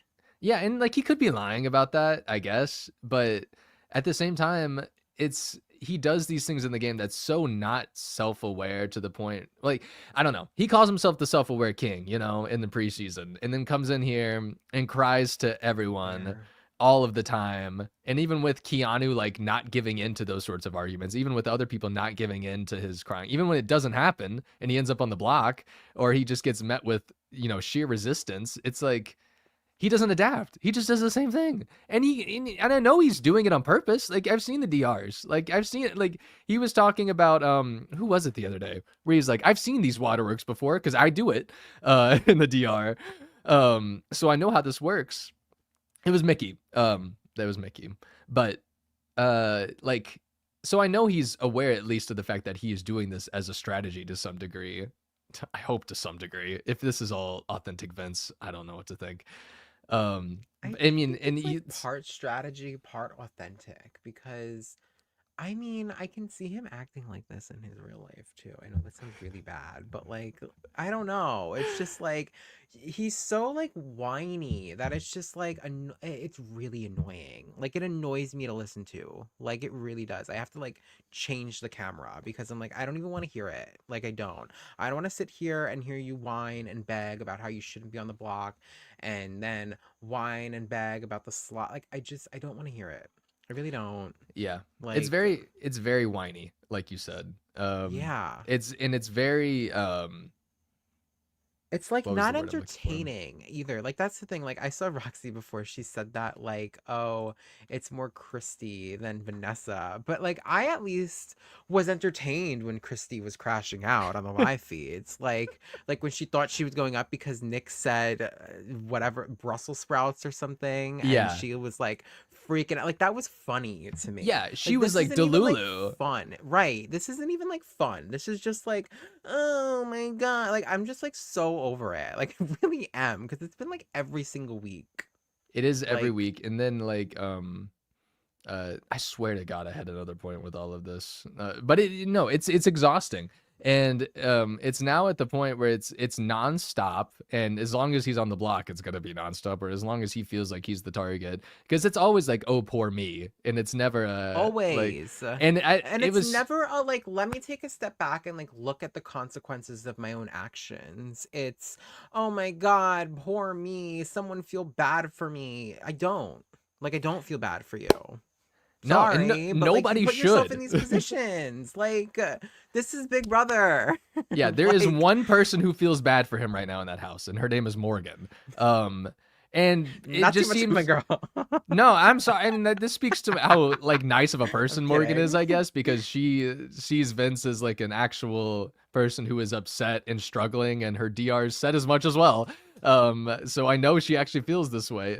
She had that DR where she was just like, Vince is at like his lowest point in the game, and I really feel for him. And like, why? He's like, well, Vince is like actively this week trying to trick Morgan into using the veto on him so they can put up Lauren, which would have been quite the move to do to Morgan, and would have probably been one of like the meanest moves I think in recent Big Brother history to convince someone to do. And I'm so glad Morgan did not do that. In fact, like I don't, but thankfully that never really had a chance. Morgan did have a moment where she was like, it only makes sense if I use the veto on Vince, when she was by herself, and then all it took was like one conversation for them to be like, don't do that. Thankfully. So that didn't happen, but the fact that Vince was like willing to do it shows how far Vince is willing to go to stay in this game, and how fake his relationships can be to some level with some allies, or like no friendship or no ally is worth him getting evicted, which is not a bad quality to have as a Big Brother player. But when it's someone like Vince doing it, oh my God, when it's the whiny person who is like also trying to get moves done and doing it in a devious way, it's so annoying to watch. And it is so annoying.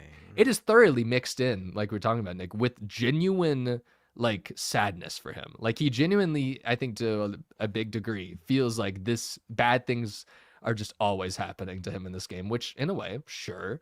But the fact that he doesn't realize this strategy that he's taking on, this way of talking to people, this way of reacting to his position in the game, does him no favors. And like we talked about last week too, like he's just at the bottom. It's just going to keep him at the bottom, I think. Yeah, I think so too. I think that his position has not changed in the game. That's why he's on the block and is possibly going home this week, because he's not doing anything other than whining. And it's like, he's like I don't know. It's just so like, poor me, poor me, poor me. And like I said, it's never like a compelling argument as to we need to do this. Even like to try to get Morgan to use the veto on him. It was poor him, poor him. It's like, why can't Morgan use the veto on herself and you try to get Keanu to put Lauren up as the arena? Like, why does it have to be, we need to save me? Like, it's so self-centered, and like that's like, I guess, what annoys me about it. It's never like, wow, Morgan, like you won, congrats, pull yourself down, let's try to get him to put up Lauren or something. Like it's save me, and like it's selfish and like weirdly selfish because like he's not like considering other people at all, in my opinion. And I don't like that about him. No, I'm over he's it. he's playing the game of someone who didn't need to win the first HOH or like shouldn't have. And Mhm. I'm not going to say he shouldn't have won HOH last week, but to say that he's going to, for him to think that he can win power this far into the game and play that same like mind Right. fuck with people of like, I don't know what to do. I'm having such a tough time. Like this is such a tough week for me.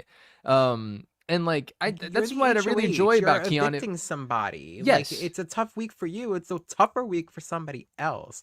And he never like takes that into like consideration. I feel like it's a really tough time putting himself in other people's shoes. And I guess that's what like annoys me. I cannot stand it when people like can't do that. It's just so like inconsiderate in my opinion. And that's what I see You'll out of Vince. Well, that's in a more ways than that goes beyond game for Vince. It seems like right Mhm. now, Mhm. which like I only want to bring that up a little bit just because it does go to show how much Vince doesn't seem to care about anyone but Vince right now or ever in this game. Which again, not a bad Big Brother quality, but when it's to this degree for a person that is this prominent in the game, that seemingly could have the tools that would make them a better Big Brother player or should for being a super fan, like, oh my God. It's just, it's hard to watch. It's very difficult to listen to, embarrassing. especially when it's Like, someone that's playing the game all the time. Like he is Yeah. nonstop, at least playing to some degree.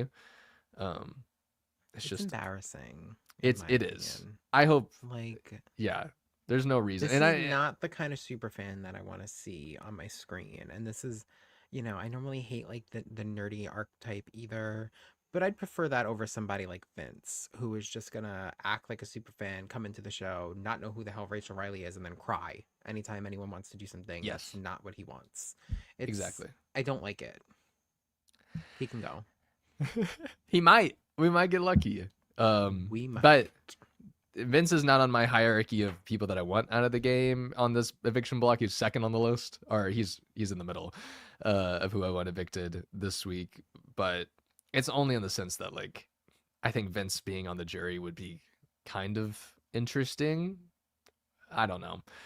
If he goes, this would be also fun. So maybe I'm more tied with Mickey and him on leaving. If Vince wins Blockbuster, Mickey's going. Absolutely. It won't even be close. Yeah. Mickey's always going to be the person that, like, if she's on the block at the end of the week now, I feel like she's just going. Yeah. But yeah, I'm trying to, what else with Vince that I want to talk about? It's just, it's so hard to watch. It's so hard to watch. It And is. It's I don't know. It's like annoying because like I look back to like when they evicted Zach over him, and I just wish they evicted Vince just because I feel like Zach had so much more potential. And Zach didn't annoy me like Vince did, like or Vince does. I mean, like Zach was not whiny baby. Zach did dumb things. Sure, he didn't play a power on himself, but at least Zach wasn't sitting here crying all the time and acting poor me. It's I don't know.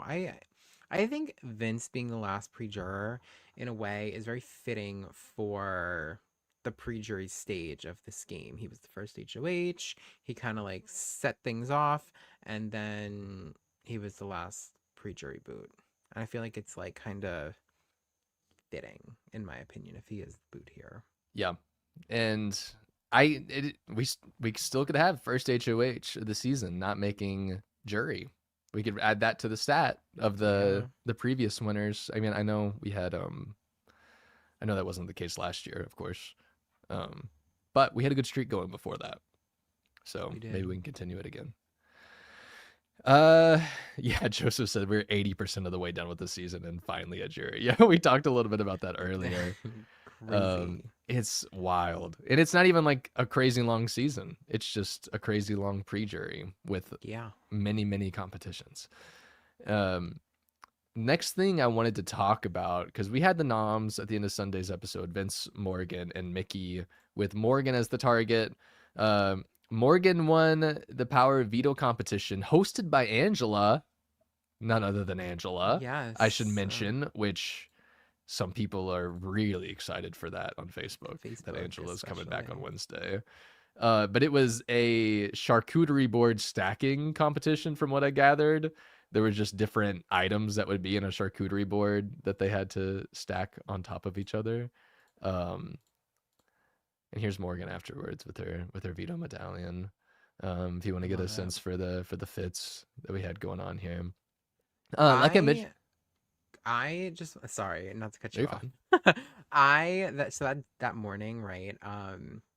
Morgan was wearing something very similar to Mackenzie's jumpsuit that she wore when she won her 2 blockbusters, or well, AI arenas last year. And I had said, I feel it in the air. Morgan's winning this comp today. And she did. So Yeah. I'm just saying, the BB God spoke to me that morning. That's right. This was the same competition that Cam won last year, which is so funny because Morgan's another person that hasn't really won competitions yet. Cam couldn't win competitions, so the fact that they both won this one is really funny to me. She was talking about like being the only person in the house who hadn't like either gotten a prize or an advantage or won a comp yet or something like that, and it was like the next day. And I was like, she's gonna win this thing today. She's wearing that Mackenzie jumpsuit. She's got this, and she won. So She's got the aura. Ava said. Ava saw the blue jumpsuit aura around her. She was shaken. Did Cam not win the stacking comp? What comp did Cam win? Oh my god, I couldn't get that sentence out about like his one competition before. I don't know. Stacking the ice cream cone on its top. Yeah, I do remember the ice cream cone Oh, the ice portion cream of it. cone one. Yes. Yes, but this time it was all like jalapenos and like cheeses, I think, and whatever else you would see on the board. I remember them specifically talking about the jalapenos. But yes, Morgan won the veto. Morgan used the veto on herself. In between that, like I mentioned, there was a big plan to get Morgan to use the veto on Vince so that Lauren could go up on the block, but that was actually just going to be a trick from Keanu and Vince, and they were actually going to put up Ashley instead of Lauren, but they knew that the only way that Morgan would use the veto on Vince was so that Lauren could go up in Vince's place, which, okay. The plan did not work to convince Lauren or Morgan to do that. I hope that Morgan learns that this was a plan, though, just because of the fallout of that. And if Vince is still in the game, when and if she finds that out, that will be fun. Or Keanu, she'll be pretty mad at both of them. And so there was that. There was also some last minute, push to potentially get Rachel up on the block. Through Keanu, of course. Keanu tried to last second pitch to Ava. Like, Ava, they're trying to push for you to go on the block, which is like half true, half not true. Rachel really more so pitched an alliance of Keanu and Vince and herself and Morgan to kind of go further. And Rachel was really hardcore trying to keep Ashley from going on the block. Keanu was really putting up a hard stance the entire time, just be like, she's going up on the block. Like, you stop trying to convince me. And Rachel kept pushing to the point where Keanu was like, maybe I could put Rachel up, which of course, like, Zach was excited when that happened. Also, welcome back, Zach. And so Keanu went to Ava and was like, would you vote out Rachel if I put her on the block? And Ava was like, no. So Keanu's like, all right, I'll put up Ashley then.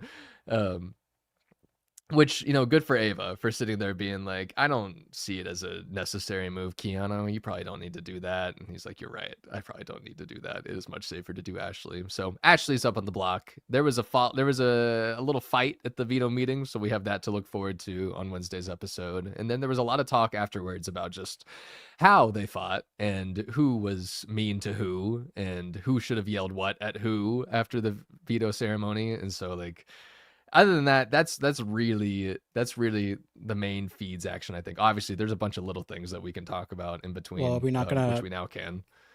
What? We're not going to talk about the main scandal, the cheat mance. Oh, I didn't mean like we were done with every headline. Well, I meant just the game necessities to catch people up, and then we can kind of dive into all of those things as we see fit. But yes, there is that going on. So always pretty constantly going on. What do y'all want to dive into first from basically nominations up until now? Do you want to get into Vorgan? Because we did just spend a lot of time talking about Vince and We Morgan did. separately, so we can talk about them together, which they are all the Mm. time. God, are y'all gonna roast her? No, I'm not roasting her. I'm roasting him and his Okay, because stupidity. I will say, guys, I've come back around to Morgan.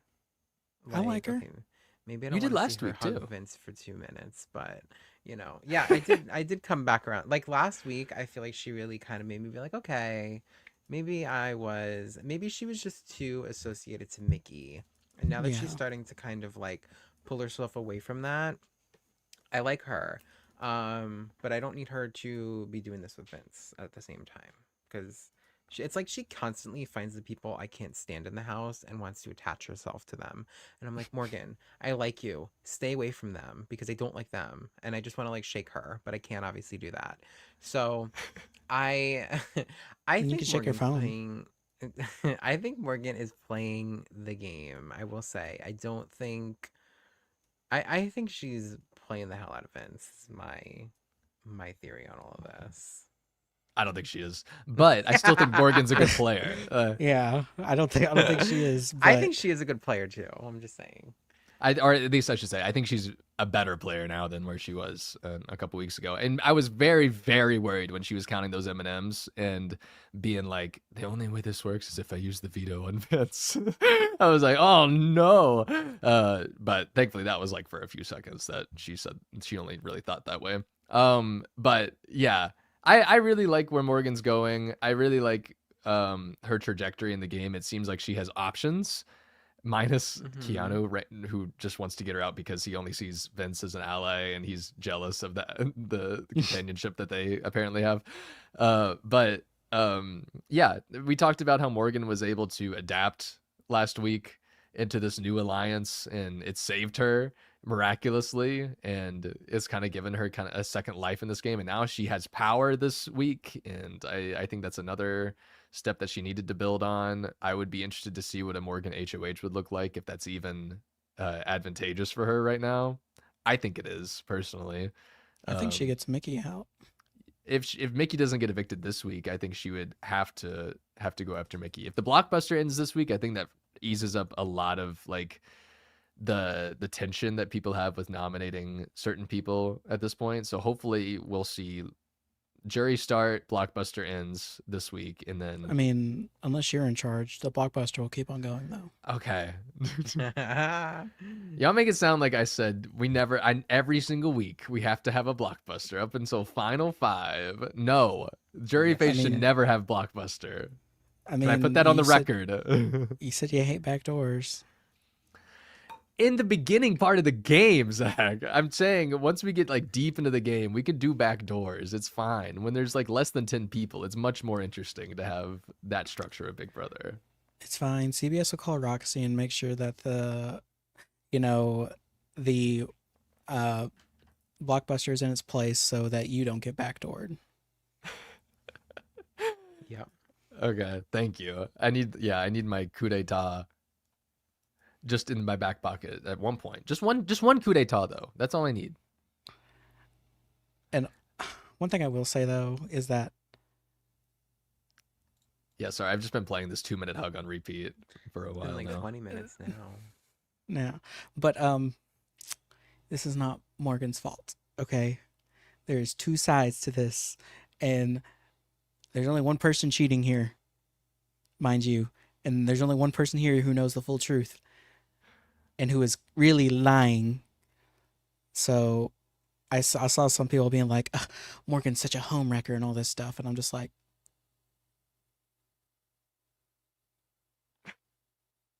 yeah, it's No. all, well, like Keanu would say, it's all Morgan's fault, probably. yeah. Probably. But we haven't really talked about Vorgan in their entirety. I think we've like vaguely mentioned it. So this will be the first time that we've actually fully discussed Morgan and Vince and what is going on. And I'm not interested in this whole like, I don't want to talk about the online discourse necessarily. I know I'm going through Blue Sky posts on this, but like I don't like all the Instagram comments and the responses that certain people are having on Instagram from Vince's life, not as interested in ex. that. What? Yes. His What? girlfriend. Whoa. Not into the labels right Lord. now. But I do want to talk about this in the game because it's gotten to the point that people in the game are commenting on it constantly. Like, Mhm. this is one clip of Ava just walking in, and I think she says something. Like, I think they had to explain themselves. Sorry, I'm trying to wake him up. Trying to wake him up, girl. I can't. Look at Ava's face through this whole thing, though. She's rubbing his arm. What do you mean trying to wake him up? Her face below. Stop it. This is so funny. No way. Oh my god. So there's that, and it's always this. It's always they are cuddling, they're hugging, and it's always for way too long. And if you watch Sunday's episode, there was 2 hugs that they had that Big Brother definitely was trying to say a little bit on it, but didn't really want to say a whole lot, which was their 2 hugs that pretty much went to commercial break. The second one, they just cut out the music at the very end of it, like the emotional music of Vince being sad and everything, and then just let their hug continue. It was so good. They want to talk about it, but they're not. Yeah. This is a very strange relationship. Even outside of the fact of what Vince's life is like, in his everyday life. This is a really weird relationship and it makes me, if I do want Vince to go this week, it's because of this. It's because of this relationship, and because I want to see Morgan not get lost in this Vince Zach kind of combination of obsessions that she's had for the entire game. It's like, God, Morgan, play on your own. I need you to. I know. It's like we need to get that was originally my thing, right? I wanted Mickey out so that way Morgan could be Morgan without Mickey. And then it was like, all right, well, Zach is going to go. So that way we could have just Morgan be Morgan again. And then Zach left. And now it's like, well, now we have Vince. And it's like, now we need Vince to go so that way Morgan could just be Morgan. It's like, Morgan, I like you. Please just be independent, or stick with your alliance. I don't care, stick with your alliance. I think the judges is great for her. We talked about it when it formed, right? It was like the stars literally aligned to keep her safe that week with that alliance. It was exactly what needed to happen. I don't want to look at that picture. And I hate that so much. So I don't know. I just I want to see her stand on her own 2 feet without the influence of the boys. And I get it, girl. I get boy crazy too. But I think if Vince goes here, there's no more boys for her to attach herself to unless she's gonna start going after. I don't know. Let me not say anything too soon. But well, she's gonna start going after Will. No, Will actually made a comment about them. He said basically, my wife, yeah, go ahead. If my wife saw this, she'd have a fire poker or something. Yeah. Or something like that. Is this where Will said it? I mean, Vince will do anything at this point. Oh, absolutely. This is his dream. He knows it's looking real tight right now. Rubbing him. Oh, what do you want to eat? Sometimes it does give mommy son. Oh no. It does not give mommy. I don't see that at all. I'm just trying to. Your camera's pointing right at me. It's angled and everything. I'm just obsessed with the bucket hat from T-Core. Oh. It's so cute. That's what I said. I said it's literally so cute. That's another thing. It's contentious on whether the bucket hat is from T-Core. That's a completely separate thing that we could talk about, but that's talking about contentious. T-Core confirmed. Oh, thank God. Okay, finally. Yes, confirmed. I know that I saw some discussion where people are like, maybe it was T-Core's and Sheen just had a different, kind of similar hat that they just made for cheaper. Okay, glad to know it's confirmed by T-Core, though. No, confirmed that it isn't her hat. Yeah, that's what I'm saying. Chelsea texted T-Core and was like, T-Core was like, girl, that's not my hat.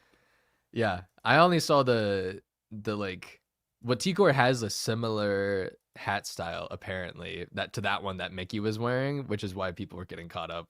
And like maybe Mickey just thinks it's a T-Core hat for some reason, but that makes just no sense. So Why would she lie about that? yeah. Why would she? That's a great question. Be like a rusted fork. if I did Yeah, something like and that. she'll make sure you get it gets Yeah, infected. yeah, all that shit. If I did something like that. No, I believe it. It was a rusted fork, is what Will's wife would would stab him with if he did something like that on the show. Oh, I love Will. He's the most normal person in that house. Like, Yes. Yeah. Oh, yeah. That was one segment I didn't bring up yet. Will had a segment on the show where it was all about him and being able to yes, his rewind or DVR. pause people's conversations and fast forward through them. They had that one shot where like they had him pausing like Keanu and Rachel in the bathroom and then him walking out, which I was like, oh, they've never done something like that before. I did enjoy that. But back to Vorgan. To recap to people who don't know, Vince said that he had permission to flirt for strategy purposes. He said this. That has pretty much been confirmed at this point to not be the case. That was a lie. And so the fact that he said that is really interesting and concerning. And I don't think I don't know what happens with this relationship. I would condone. I'm a little interested to see. Wait, what was this? Oh, that was the Ava clip. Oh, this image was actually kind of funny. The one that Nick didn't want to see him because it was them talking next to the chess table, and Morgan was there with Kelley and Vince, obviously. And Morgan was like, "What if there's a battle back after the blockbuster?" And you looking at Vince, and then stopped herself. Was like, "Wait." Basically insinuating that Vince was going to get evicted and then compete in a battle back on Thursday. And she's like, "Wait, no, I didn't mean that." And Vince was like, "Whoa, it's quite the Freudian slip." And then she climbed into his lap after she said, "Oh my god." Get up. Let's see. Is there any other good videos here? Clip from today. No. But it's a lot of Vince's whining that we were talking about, his crying. Morgan has really been the audience for like all of that and has not stopped him from saying anything that is in his like whiny ways, which feels like it only encourages him to do more. Oh, here's a fan edit.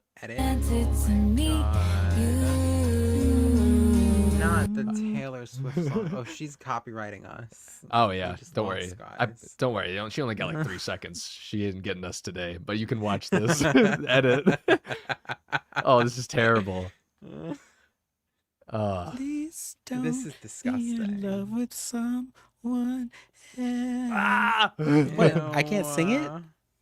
You can sing it, yeah. I'm I was reacting to saying that, the and not you. clips. Oh. The clips. The clips are. Oof. Yeah, they got receipts for sure. But I did want to. Vince. I don't know what is going on with that man. Like, I don't know. I don't know if he understands there is a life outside of the Big Brother house, and he's going to be in a world of stuff. Yes. So some of the things that I've seen online that like are from his friends commenting on this are not good at all. So this is going to be a pretty dicey situation for him, even if it just magically got better. How could it get better? He's already done the worst. Yeah, I mean, I say better. I think mainly what I mean is like if people forgot about it, like if some like no, but exactly that's not gonna happen, especially if they end up in a jury together. But oh boy, a very it's gonna be like Nick and Nick and Kat. Oh no. I don't want to talk about that. No, please don't let me think about that. But Girl, yeah, had a dark moment, okay. But the game implications are also pretty important for this because if Vince does stay, you now have Morgan and Vince who can clearly be seen as two people to put on the block together. especially if Keanu ends up, distancing himself again from Vince after this week. I mean, he's not. Keanu's going to try to align with Vince. It seems like no matter what it is, even if he puts Vince on the block. But otherwise, I think Morgan and Vince are just making a target for themselves. If there is a new like structure for this house, come the jury phase, luckily they do have people that are still house targets in the game that they may not have to worry about that can fill a seat on the block. But I really think this is bad for, the personal life. But also this is really not, to have a connection like this with someone so obvious to everyone in the house, is not good for their games. And for Morgan, who is bouncing back right now, it's especially not good for her to be caught up with the guy who has been, not caring about her for 50 days at this point. And would be fully willing to vote her out if he really had to. Even if he was a vote to save her. He took a lot of tears to save her, though, in the Riley vote. You should see how much Vince cares about you when he had to really struggle to vote to keep you just 2 weeks ago against a guy who he really, by my accounts, didn't really have that much of a game relationship with. It was just a guy he seemed to like. I don't know where I'm going with that, but I mean, no, you are correct. Yeah. I don't. I just can't stand this man. Like, there's, like Nick was saying earlier, there's a certain kind of fan that well, he's not even a fan, mind you. He is not a fan. I guess, I don't know if he just decided one day, you know what, I'm just going to reply to this reality show a few years ago or something. But 10 years my ass. I don't believe that for a second at all. He said he watched the feeds. I don't believe that for a second at all. Like, he's just lies. I don't. What about him is, is he really unemployed? Could be lying. Could be. Would you He's hire just- someone that whiny? No. He's like that in the job interviews. Yeah. Please, I just really need a need job. I don't get his job. This is like a nightmare, man. This is like a nightmare. This is my I think that was worst my wish favorite line ever. of his with Keanu, was just like, this is like my nightmare. Please don't do this. Please don't put me on the block, man.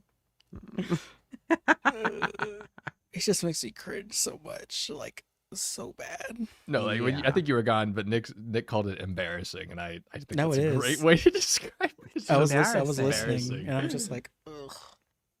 He irks me to my core. I had another screenshot of one of his quotes from when he was crying after he found out he was going on the block, which was quite a day.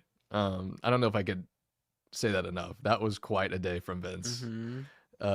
Oh yeah, it was this realm of talk that he has reached. It's like, I've just been like this my whole life. Now I just look like a fool to America. And I'm like, dude, don't make me think that. Like, you're the one making me think that. Like, every Yeah. time you say it, I promise. It doesn't help your case just because you're self-aware that you might be embarrassing yourself. Like, you're just making you me are, but- more aware of the fact that you are. Love you, Vince. Do you? Do you? Not as a Big Brother player. I'm sure he's all right. Same. I'm I don't sure know. I feel like I would enjoy Vince outside of Big Brother, but inside of the house, because remember, like, he came out preseason and I said, hey, I would showmance him. So I really don't think he's that bad. I don't think he's that bad. I just don't like him as a player. Once I a don't like cheater, him. I don't like always watching a him on the live cheater. feed. I think Vince will hopefully be regretful about some things that he has done in this game. Yeah. Yeah. You know what they say about hope? Inject it, inject it I in the was gonna meantime. say it breeds eternal misery. That, in a way, that is this season for all of us. It is.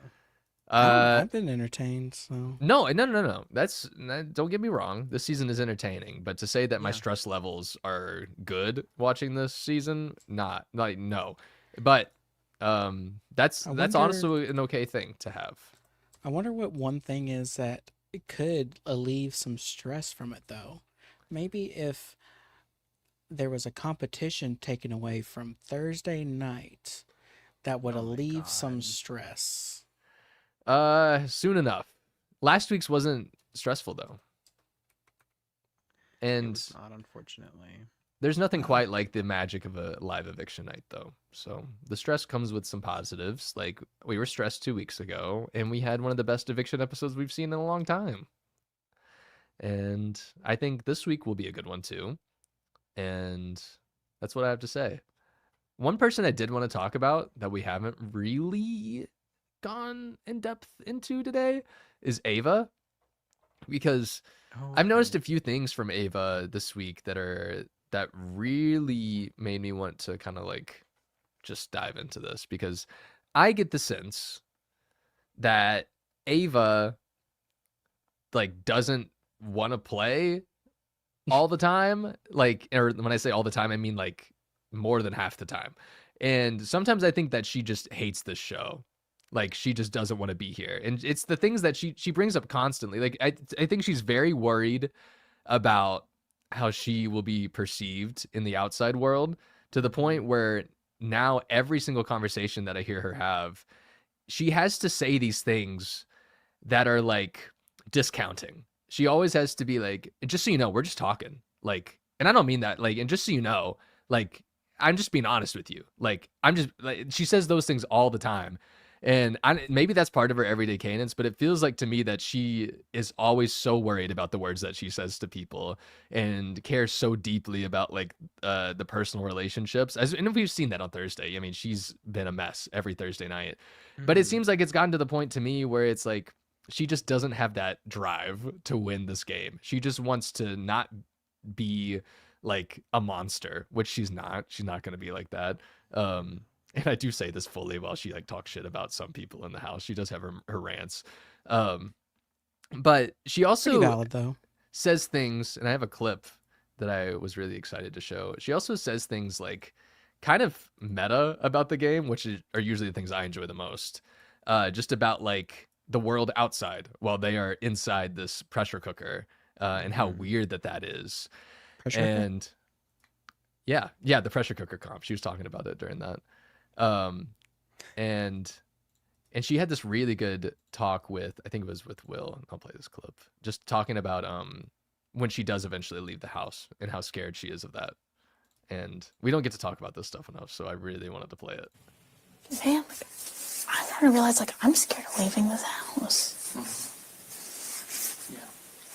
Not even for the money, not because of the prize money, which, I mean, I'd love to win, obviously, but if I lose, I lose. What are you going to do? It's just more like, man, I've been gone 2 months. And I'm really starting to feel like a little bit of Stockholm syndrome. Like adjusting? Like, I feel like I've adjusted, and there's, like, a whole world out there. Yeah. And it's freaking me out. Whole world is going on without. I don't know. I don't hear people say this enough when they're in the game. It's always they're so distracted with everything else, or they're thinking about like the social media elements of it. I think that's the thing that people get bogged down to. How many followers I'm gonna get? Yeah, and I feel like that's one problem with just casting is they end up picking people that are think about that more than like the what's going on in the world, like what's going on with how weird is it going to be to go from this TV show into a world where I have to catch up with what's been happening for the last couple of months. And maybe it's more interesting because I'm out here and I know exactly what they have to catch up on, and it's always like terrible.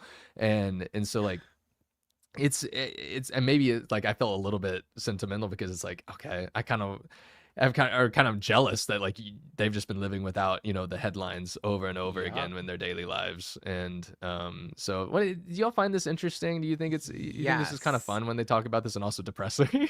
Yes. So it's, first of all, I think it's interesting that Ava's talking about it, because Ava was the person who came into the house who had like the most followers besides maybe Rachel, but like Ava had like 100K on Instagram coming into the show, which is very random to me because she doesn't like give me influencer vibes or anything like that, nor does she ever seem concerned about like what is my Instagram. Like, she has never mentioned anything about social media as far as I've heard or seen, right? But in regards to like all of that, I completely agree. And I always say like that's why I feel like I would like enjoy being on Big Brother because I'm like, are you kidding me? Like I don't have to like watch the news or like pay attention to like any like life things. Like I will like literally like I don't have to think about how I don't want to go to that party in 3 weeks and how I'm gonna get out of it. Like because I'm in the Big Brother house, so I won't be invited. And like Right. things like that like trip me out. And I also feel like, you know, coming out of that environment would be like so overwhelming too, because it's like you're in like a bubble and then like the bubble is gonna burst obviously when you get out. And it's not just you're coming back into your real life, but like you're coming back into your life with fame now on top of it. And so it's like you're not just Ava anymore. You're Ava Pearl from Big Brother 27. And like it's trippy as hell in my opinion because they do come in as regular people and they leave as like Z-list celebrities if you even want to call them that. But it's like very trippy because it's like waking up and it's like overnight fame in a weird way because they don't have access to anything until they get out. So very trippy. I've always like thought about like stuff like this and like how it like screws up the contestants postseason and stuff like that because it's really overwhelming. I understand where she's coming from. And like I wouldn't take it as like I don't think she wants to play the game, but I take it as like, you know, she probably wants to stay in the game for as long as possible because Yeah. she doesn't want to go back into the Yeah, world. exactly. And I respect that. And yeah, and I don't mean to like dog on Ava being like she's No, I not don't here to think play you the game are. because Yeah. I do think she does enjoy this game. You know, she was a fan applicant from what we can tell, and she watched the show with her brother. Like, she was aware of what this game is. I just don't think that she realized how like, and especially when it comes to like votes on Thursday night, it just feels like she did not expect to be in this position where she was always like the deciding person Yes. and then can't climb Yeah. out of that role and just every week to the point where now it just seems like she's exhausted with it, where when she has these conversations she's like, I don't care, like just if you want to put me up, you can put me up, Keanu, if you really want to. If you don't, that's fine. It's like she just wants to know what's gonna happen, like and so that mixed in with like things like this where I can kind of see those hints of Ava, you know, telling everyone go fuck yourself when after she had to vote out Riley and be like, I hate all of you. And like when I see those little moments and bleed into things like this where she's like scared to leave, and I just wonder what her experience has been like in this game so far. And I don't usually see it in the context of I'm so used to my life in here and now I have to leave at some point. Yeah. And I don't know if I'm going to be ready to do that. I usually just see like kind of a general, like, I wonder what's going on the outside. Like, it doesn't seem so fearful, and this felt very fearful. And I just thought that was Yeah. really, I thought that was really crazy.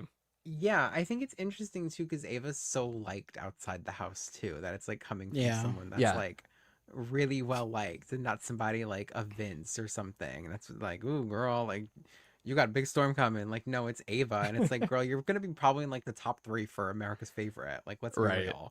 So it's very interesting because, you know, she'll come out and I feel like she'll be obviously fine and she'll realize very quickly, like, oh, I'm very well liked. It's okay. But I feel like that would be me in the house. I'd be sitting there being like, girl, like this is like awful.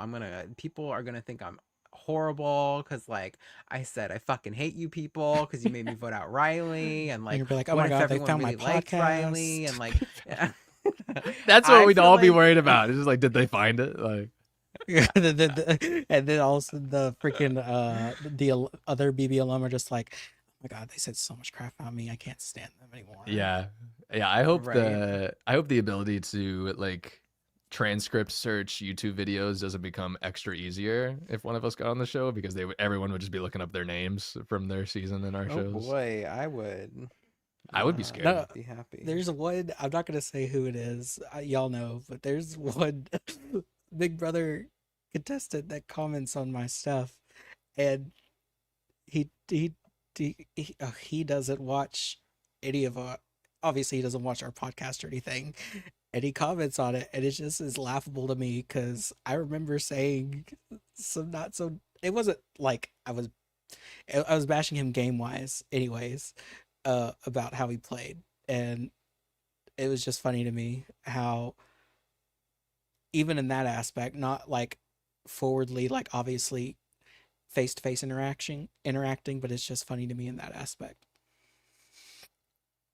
Yeah, it's like my worst fear, I think. Honestly. And I feel like I've gotten more, I don't know, relaxed, obviously. Like I don't view this show the same as I did when I was 17 when we started this Right. channel. Like how could you? And so like these are very much regular people. And it's why when I see a clip like we just watched of Ava, like I find it even more relatable. Because I mean Ava's, 3 years younger than I am. And I can't imagine what being on a show like this in 2025 as a 23-year-old it could possibly be like. And it's probably different. Yeah. Even if she I does think have about that all some the time, fame already, or too. like at least a following, she's probably Yeah. somewhat used to it, but not to this degree. And certain, like, how could Yeah. anyone be? Mm-hmm. I think about that all the time too, and it's like people like Lauren. Lauren's like 22. Like me, 22-year-old me on a live feed 24/7. That's horrifying to think about. So Makes you realize like why Lauren acts the way she does. exactly when you put it into perspective like that, it's like Lauren is anxious because she is literally 22 years old and is a child basically and is under a live feed 24/7 and a microscope. She does not want to say or do the wrong thing because everyone will, I'm sure, be ready to cancel whoever in minutes because that's how the Big Brother fans are. And Lauren obviously is one of the few fans, in the Yeah. house. So Well, not only thinking about like that, like thinking about like a Danny Donato, for instance, who was like what 20, and She was 20 at doing the beginning, that, yeah. and it's just like that's horrifying. us at 20 being on there, I'd be terrified. Oh, Lauren did just turn 23. I'm sorry. She did. Yeah. Happy belated birthday, Lauren. Yeah, she was a really old 22-year-old in the house. Nick. Sorry.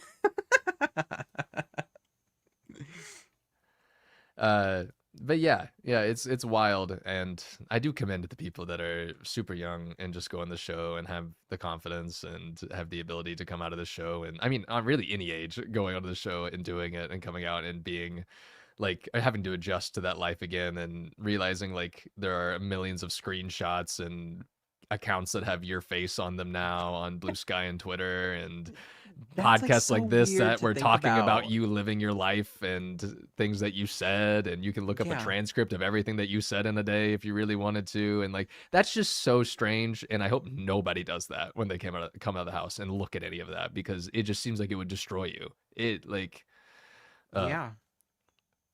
which That's like so trippy to think about. Like you're a normal person like me. You audition for Big Brother, you get cast, and you come out and people Me and Barrett aren't are normal people.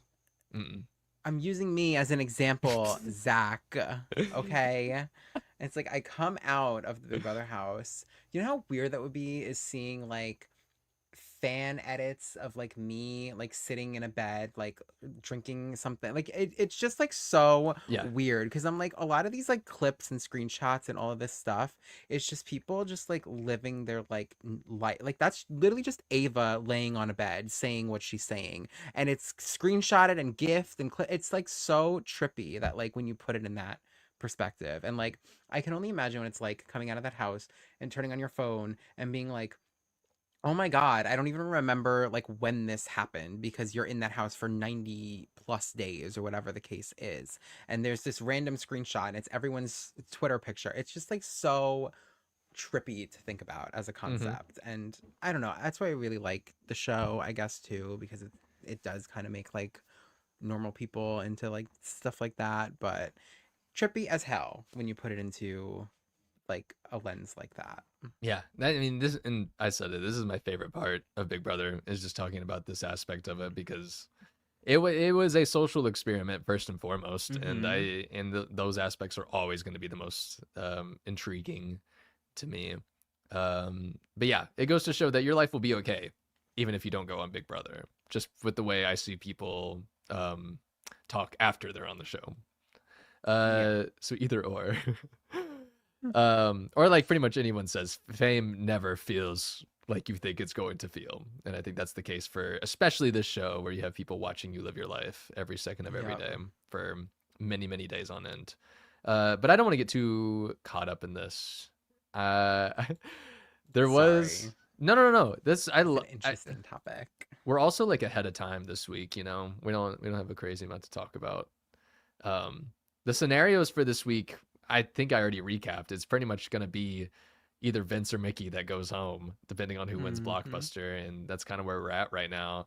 Looking through, I'm just trying to remind myself of what happened this week, or if there's any clips I still need to show.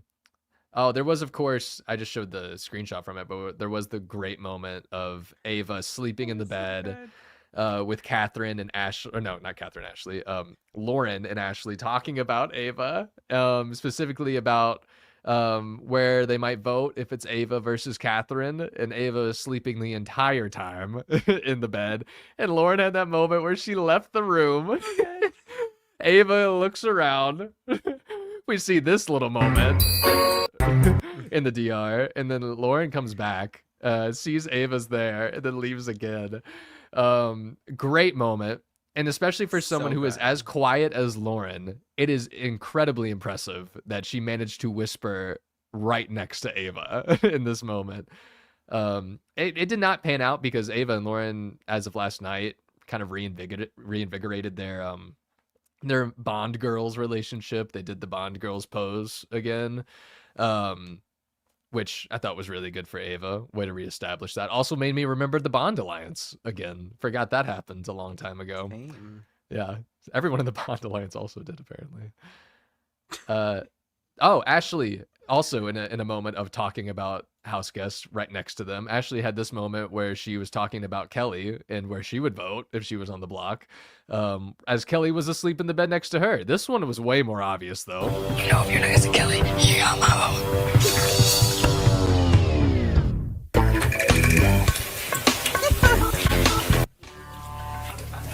I must have missed that. I don't even remember that. Oh Just the way she just runs out the room at the end. Like Why it's is it- gonna just like negate everything she just said. Like, As if Kelley was gonna wake up and only see Katherine in there and be like, "Oh, I can't believe you would say that about me." The way she just runs. that is so good. So Ashley having great moments with talking about people this week. Oh yeah, here was the. Oh my gosh, not the R.I.P. I loved this tweet from Carrie. Also didn't show off that moment of the veto comp from wine for you know what I'm talking about, the competition. Oh yeah, we talked about that. All right, I think I've gone through most of the stuff that I really wanted to cover. When Zach comes back, we might be able to move on to our winner picks or something, possibly. Okay. Looking at what I had on my list of things to talk about. Yeah, we've gone through pretty much everything. I don't have clips for pretty much everything, but we've gone through it. So, why don't we just go to winner picks now? And Nick, you can go first. Okay. So looking at it, I updated our board. Now that we're multiple weeks in to this game, Nick, you've been going all over the place recently. You've had 5 new picks of your last 5 weeks. I think I'm pretty much the same. Only one of them is evicted. Only one of your winner picks has been evicted from this house this year, though, which I think is pretty good. And you started off with Morgan. Not a bad place to start. Last week I really liked your pick with Will.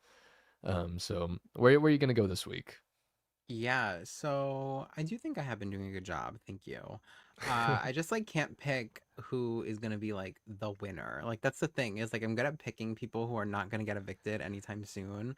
But like who the hell is winning the whole damn season? Right? I'm so sorry. You have to. That's literally the only point of this segment. I know. And that's why I'm gonna pick Will again because, like we were saying before, I'm standing on it. I think Will isn't going anywhere anytime soon, and I think Will can, as I like to say, trip and fall and find himself in the final 2 and somehow win the whole game because he's gonna sit next to somebody like a Keanu or somebody like a Lauren or something that like people are not gonna respect enough to vote for them to win.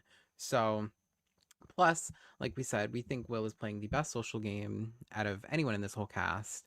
And in a cast full of people who are making dumb, stupid things, or dumb, stupid decisions, I should say. And Will is not one of those people because he hasn't won anything to make any stupid decisions. So he doesn't have any of that against him either. I would love to see him in a power position. But I guess we'll wait for that to happen eventually, whenever that comes. But I don't know. I have no reason to doubt him as of now. I think he has a good read of what's going on in the house. I think he, like you said, has very good social connections. I don't even think anyone would nominate him next week. So I'm standing on my Will pick. Sorry if All you're gonna right. try to steal him. I was absolutely gonna try to steal him. I still can. So You still, I know there's no rule that we can't pick the same people, but I'm getting to the point where I might have to steal just based on everyone else in this. there's literally not many options left. So Because like it would be fun to pick Ashley or someone, but like Ashley's on the block right now, and I don't think Ashley's quite like giving me the confidence to have a winner pick. Still, I think she could get there somehow. Like I don't hate Ashley in the game of Big Brother, but she's still one of those players that makes me believe in her, and then the next day makes me not believe at all in her. Yeah. So, but I will really do want her to say stick around. I was debating about going back to Morgan. I really was.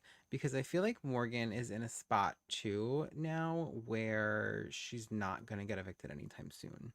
Like, even if she was on the block this week, I feel like she was gonna be fine.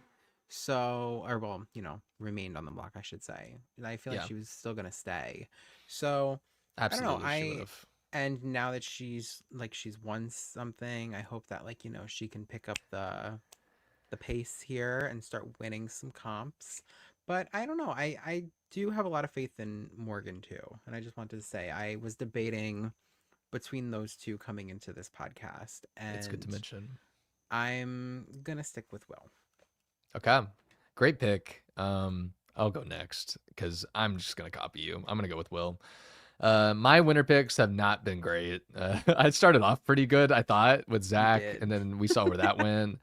Ava, I don't believe in Ava anymore. I still believe in Ava's ability to get far in this game, but I don't think she could win. Keanu, I also don't think he can win, even if he did get to the end, unless he was against someone that is such an impossible person to choose as the winner, like a Kelley or even distantly a Lauren, if Lauren doesn't really make a move between now and then. So I don't really believe in Keanu. Katherine is obviously out of this game. And that was probably that might be my worst pick of the bunch, just because Zach at least made sense at the time. Katherine was kind of like a reach, and I was hoping it would pay off. Did not at all. Vince last week, I wouldn't even say that pays off at all, because Vince, while he is an active player in this game all the time, he's on the block this week, could be going home, and I think will just be an easy target for people until he's out of this house, unless he just wins his way to the end. Because I don't see himself just getting in the good graces of everybody. That happens, I'm going to be so frustrated. Mary said these are choices indeed. Yeah, that's every year. We just don't usually get to see it in a laid out all my winner picks, all my beautiful, really on point winner picks every year. But yeah, I'm going to choose Will as my winner pick, just like you, Nick. I think his game just keeps I feel like the more we get into this game, the more I see the potential for Will to be in one of those two seats. And I really liked a conversation he had yesterday with Ashley, talking about a potential Final Five scenario that he could have, with him, Ashley, Ava, Rachel, and Morgan potentially.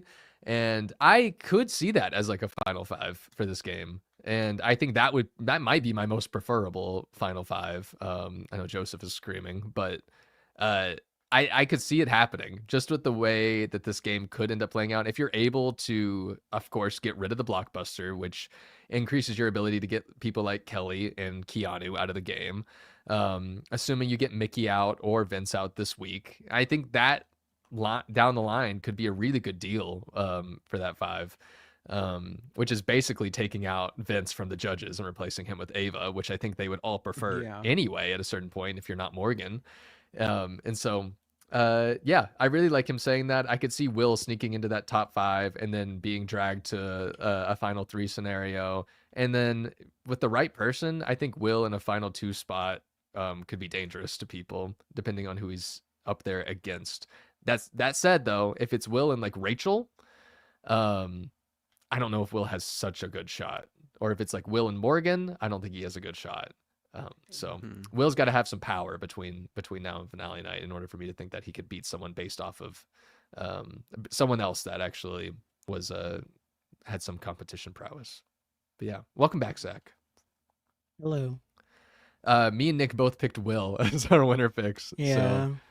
So, and let's take a look at Zach's board. What's it looking like? So Zach week 1 picked Lauren, and then came back in week 2.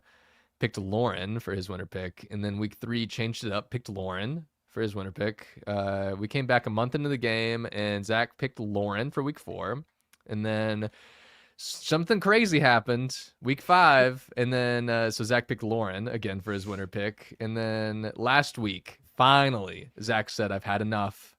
I'm picking Lauren for my winner pick." So Zach, who is going to be your winner pick for week 7? I mean, can't change something that's broken. And one thing I can say about myself is none of my winner picks have gone home. Shut up. You and Mary are making me mad. None of your winner picks have actually never How been dare on you, the Mary? block, if you want to get Yeah. Yes, My winner, actually. my winner picks has never been on the block or have never had to compete in a blockbuster. There's only 3 people, no 4, 3 people in the past 2 seasons who have never had to compete in a blockbuster, and that's my girl Leah, Lauren, and Rachel. So All right. I think that's it. Oh, and T-Core. Right. That's right. T-Core Yeah, I got forgot sneaky T-Core evicted during the time. janky week. Yeah. Yeah. But I'm gonna I don't even say unfortunately, because I feel like she did better this week. So I'm gonna stick with Lauren. Okay. Zach, I gotta say, I'm shocked. I mean, I don't know. People thought I was crazy last year for picking Leah as, my winner pick every week. And then she was gaining momentum. She was gaining some good footing and everything. If that wench didn't decide to just throw her to the curb in the worst move ever. My girl did that. And she didn't even win, so what about it? And no one ever was able to evict her. That's what about it. Okay. Anyway.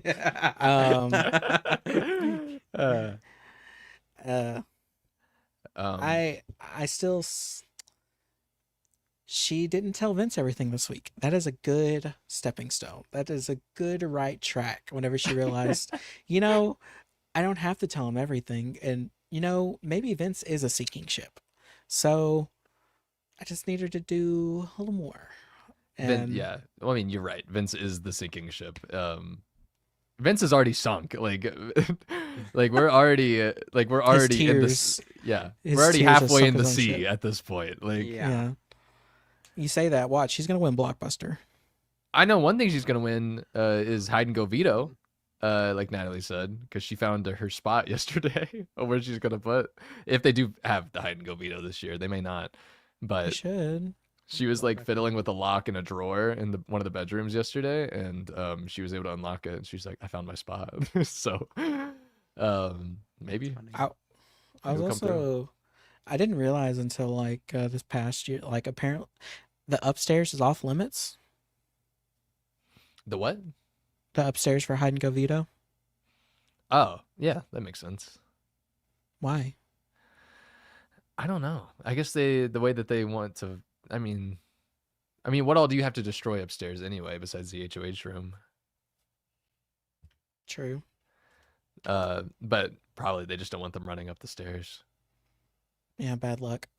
Or they don't want anyone to pull a Raven and fall all the way down. I was gonna say they probably don't want people running down the stairs and tripping. I thought you were about to say Mackenzie. Mackenzie fell too. Do that. I forgot about that. She freaking busted her did. ass. Like She it knocked her head. did. It knocked some sense into her head.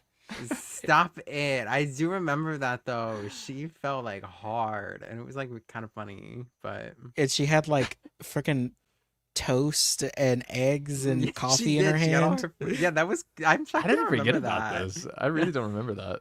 It was in the clip show Yeah. because they were like, "Ah, remember all the falls this season?" Because And then- flying down the stairs with her Yeah. dinner or her breakfast. Because she was walking down with freaking Quinn, and Quinn was just looked at her like, I really okay. I guess apparently I need to go watch like the clip show. All right, Zach. I guess Lauren's. You can pick Lauren again. We'll just keep doing this week after week. One area that Zach did not do too well in was our bracketology in the past week, though, because Zach. I hate to say it. Oh wait, that was the wrong one. Whoops, that's last week's. Here was last week's, everybody, where Nick was in the lead and Zach was on second. But now, here's this week where Nick is still in the lead, but Zach, you've fallen into third place. What's going on here? I'm gonna pull up the list too so we can see who did well for us this week. I forgot who I picked. I think I picked Lauren. So, no bracketology. I don't want to update the app. I just I did would- the same. Will it not let me use it unless I update it? That's That's stupid. I updated it. So All right, read off your roster, Nick, if you have it. okay, so I have Lauren who gave me 3 points, Morgan who gave me -5 points, and Nice. Rachel who gave me 12 points. Go off, Rachel. Okay. She did her thing this week for me. And then I'm pulling up mine now. I had only had 18 points total this week, and Keanu came through 29 points. But then Morgan with -5, like yourself, Nick. And then I picked Will, and he has -6. Probably something to do with getting, or he got eliminated first in the HOH. Yep, that was all of it. Yep. And then Zach, who did you pick? Lauren with +3 points, Morgan -5, and Rachel +12. The Okay, so same not an people. awful week for you, but But You just tried to enough. copy me. yeah. Anyway, Yeah, you still came out positively, which is a good thing. But cool. Yeah, I need to make my picks probably today. Oh no, I can wait. today, Picks closing. you know what two happens weeks. whenever you try to pick things early. I know. It's worked out for me so far though. I've usually picked like kind of right after we did the show, and it's been Oh, I okay meant so like- far. I mean, like making the boards and everything for here. Oh, yes. That has been a disaster every time, minus this week. This has been the first week where I like preemptively could make it, and it's turned out okay. So thankfully. All right. Well, that was our bracketology update. Nick, I hate to break it to you. You're not gonna win this. I'm catching up to you. You're going down. Nope. We'll see about that, Barrett. Let's look at some Facebook comments. Oh my god, yes. All right. So this first one I had was for the post about Angela hosting the veto comp on Wednesday. I knew Facebook already loved Angela, so this was not unexpected. Because I've already seen comments about why Angela wasn't removed, so why should Riley get removed from plenty of people this year? So that's about what I expected coming into this post. This one says, I'm not looking forward to it. Couldn't stand her last year. She definitely ruined Matt's game. I want to know whose bright idea that was. And I picked these comments not to just show, like, yes, I could pull these kind of comments from any social media platform. I'm looking at the ones that get like the likes on it. I want to see what people are like, yes, I agree with you on, because that really gives me a sense of how people think about the show. So that's where I really come from with this. Don't think I just like want to pull any crazy comment. I'm just pulling the ones that I think represent Facebook's mindset for some of these things. Under that, See, and I just pull the funny ones. I know. yeah, well, Zach just wants to pull some yeah. funny ones. It's fine. But this one's so now we got two psychos in the house, Rachel and Angela. Guess I'm skipping. And also this was pretty much all the comments. Like these are 4 in a row that all say that. If you scroll through, every comment looks like that. I didn't even have to crop. Like, this was just all in one screenshot. So, but thank you, Angela, for ruining Matt's game. Yes, I agree, Mary. I agree. Very excited to see Angela on Wednesday's episode. Very, very excited. This was also from Big Brother Network. This was from the post about Keanu talking to Vince, the worst case scenario conversation. Obviously a lot of love for Keanu still. Keanu is always going to have the most love on Facebook. Not that that is too different across the board, but Keanu definitely has more criticisms for him thrown his way, I think, elsewhere. Although he still would make it to like a top 3 fan vote if you polled like Twitter or Blue Sky. Keanu revenge at his best. Go Keanu. Keanu is up there cooking Vince. It's hilarious. And I bet Vince started crying again. Also showing off Facebook doesn't vibe with Vince. Much like other people. And then this comment was funny, and I'm covering it up with the chat, but finally somebody else is playing Big Brother besides Rachel. That got a lot of likes. So Rachel gets some love too on Facebook, I will say. It's just not as often. And maybe not on maybe it's only on the Big Brother Network comment section that you can really see that. This one was on the Big Brother account, the actual Big Brother one. It was they made a short or whatever you call it on Facebook of Keanu talking to Vince, and this one says, "Could Vinny be the biggest weasel in Big Brother history? Do y'all think Big Brother is the biggest weasel in Big Brother history?" Do I think. Yeah, What? y'all. Do you know what you just said? What did I say? The biggest Big Brother weasel in Big Brother history? Do you think Big Brother could be the biggest Big Brother weasel in Big Brother history? I did kind of hear it. I was kind of hoping that it didn't come out of my mouth, actually, though. So we'll just move. There. Yeah, we'll move on. Don't answer the question, actually, though. Yes. Okay. All right. Well, that'll be our annual award that we give out, the biggest Big Brother weasel in Big Brother history. The Vince annual. Yeah. This other one said, "I see where Keanu made mistakes, but I also have seen him be strategic. I don't know. I am still rooting for him. Some of his mistakes were painful to watch, but love seeing him conquer a veto or blockbuster. He is so calm, slow, and strategic while others are panicked. I need that sauce. When he uses it, no one can beat him." This is like what Keanu wishes someone said to him. And it also makes me remember that a lot of Keanu's like motivation this week seemed to have come from his HOH letter that he got from his mom, which was like very much instilling like the, you know what you're here for, you are strong, like all the things Keanu basically whispers to himself already in letter form. And so that also seemed to like give him a little bit more intensity with this week. Good thing to mention that they didn't show in the episode at all.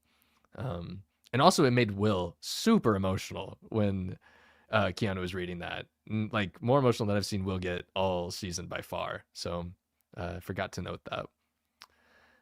But yeah, this was interesting. Oh yeah, and this was some of the ones that Nick, you found. Oh yeah. Oh, and I gotta go find the other one that I forgot to put in here. But is it me or does Ava remind me of John Cusack? That one I love. Both for the thought. Likes on it too. Yeah. Like. Is it me or does Ava? It's kind of basically what I just said about the weasel comment, but in text form. Is it me or does Ava remind me? I don't know. I mean, probably you could. I think it's just you, but also yes, Ava. If Ava reminds you, it is you. This one just said fixed again. CBS and Julie and Cookout for the win. I don't know why Cookout got the shade here, but this reminded me of like I made the Big Brother 23 like recap video a few years ago, and the comment section on that is abysmal. It looks a lot like this. It just reminded me of that because every now and then I'll still get a comment that like this season was the most rigged season of Big Brother that I've ever seen, and the Cookout they rigged the game for the Cookout, and the Cookout, all the arguments that casuals give for the Cookout that I don't even need to get into here, but it just reminded me of that. I don't understand the Rachel Gecko from Geico comparison. What is that? Like what? Like not only is the gecko like Australian or British 68 likes. Like what is going on? Like... People clearly think this. But what does that mean? We should just put like I don't know, something abysmal like And they're like, every time I see Rachel, I think of the Amazon logo or something. I agree. Yeah. Like, no, I don't understand that at all. It made me post yesterday. I was just wondering if anyone had made a fake like AI Big Brother account, like news update account on Facebook yet, because I think you could trick so many people with fake updates. And I just kind of want to Totally. see like people who make comments like the CBS and Julian cookout for the win, like Ray over here, Ray Lewis, the football player. Like I just want to see people like that just get tricked by like fake updates that didn't happen, just to see how far it can be taken. Frank Cutie has entered the house through a Pandora's box twist. Yeah, it doesn't even have to be people that like necessarily speak to people like Ray, probably, but I just anything. I just want to know how, but because I see crazy things on Facebook that I have people my age not realizing is AI completely. So I just want to know, like, I think a fake AI photo of like updates that are happening in Big Brother house, that could fool so many people. I'm not advertising that necessarily for the world, but for the sake of a reality TV show that doesn't have that much ground to stand on in the grand scheme of the world, it could be interesting. Cameron from BB25 will now be taking over hosting duties from Julie Chen. Yeah, I feel like people would easily like fall for anything like that too. Like, no, I can make a post tomorrow that was just like Riley has entered the house once again after after fan outcry that he was wrongfully voted out of the game, People or share something. it. People share it without even thinking. I'm just saying it could happen. That might be it for the Facebook comments, minus the other one that I need to go grab still. The best one. Yeah, I had one that I literally said this one wins yesterday, and I just didn't put it in the slideshow, which that's embarrassing. Pulling it up now though, everybody. Don't worry. So, do y'all see it? I haven't gotten back to y'all. No, y'all don't. No. I have to take this off first. All right. It was just this. Vince is going to get pregnant if they keep it up. Facebook knows. Facebook got it right with this one. Angie on Facebook. Thank you. Thank you, Angie. This gave me such a good laugh. I'm not gonna lie. So sorry. I forgot to include it. All right. Next thing I want to do is the fan poll. We've been doing that the last couple weeks. I found it very fun. Hoping you would say that. Let me get over to Big Brother Network.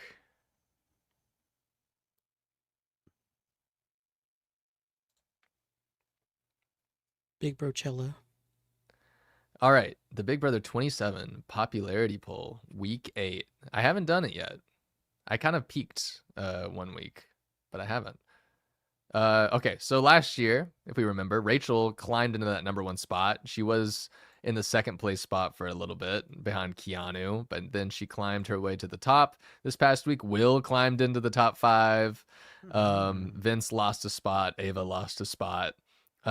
So with Rachel at 34%, Keanu at 30%, and then jumping all the way down to Will at 9%, what do we think this is going to look like this week? Because I'm thinking Rachel's still at #1, but I think Will's going to get a lot more love, and Ava's going to get a lot more love. Yeah, and I think Vince is going to be... Think Vince is going to drop out? Yeah.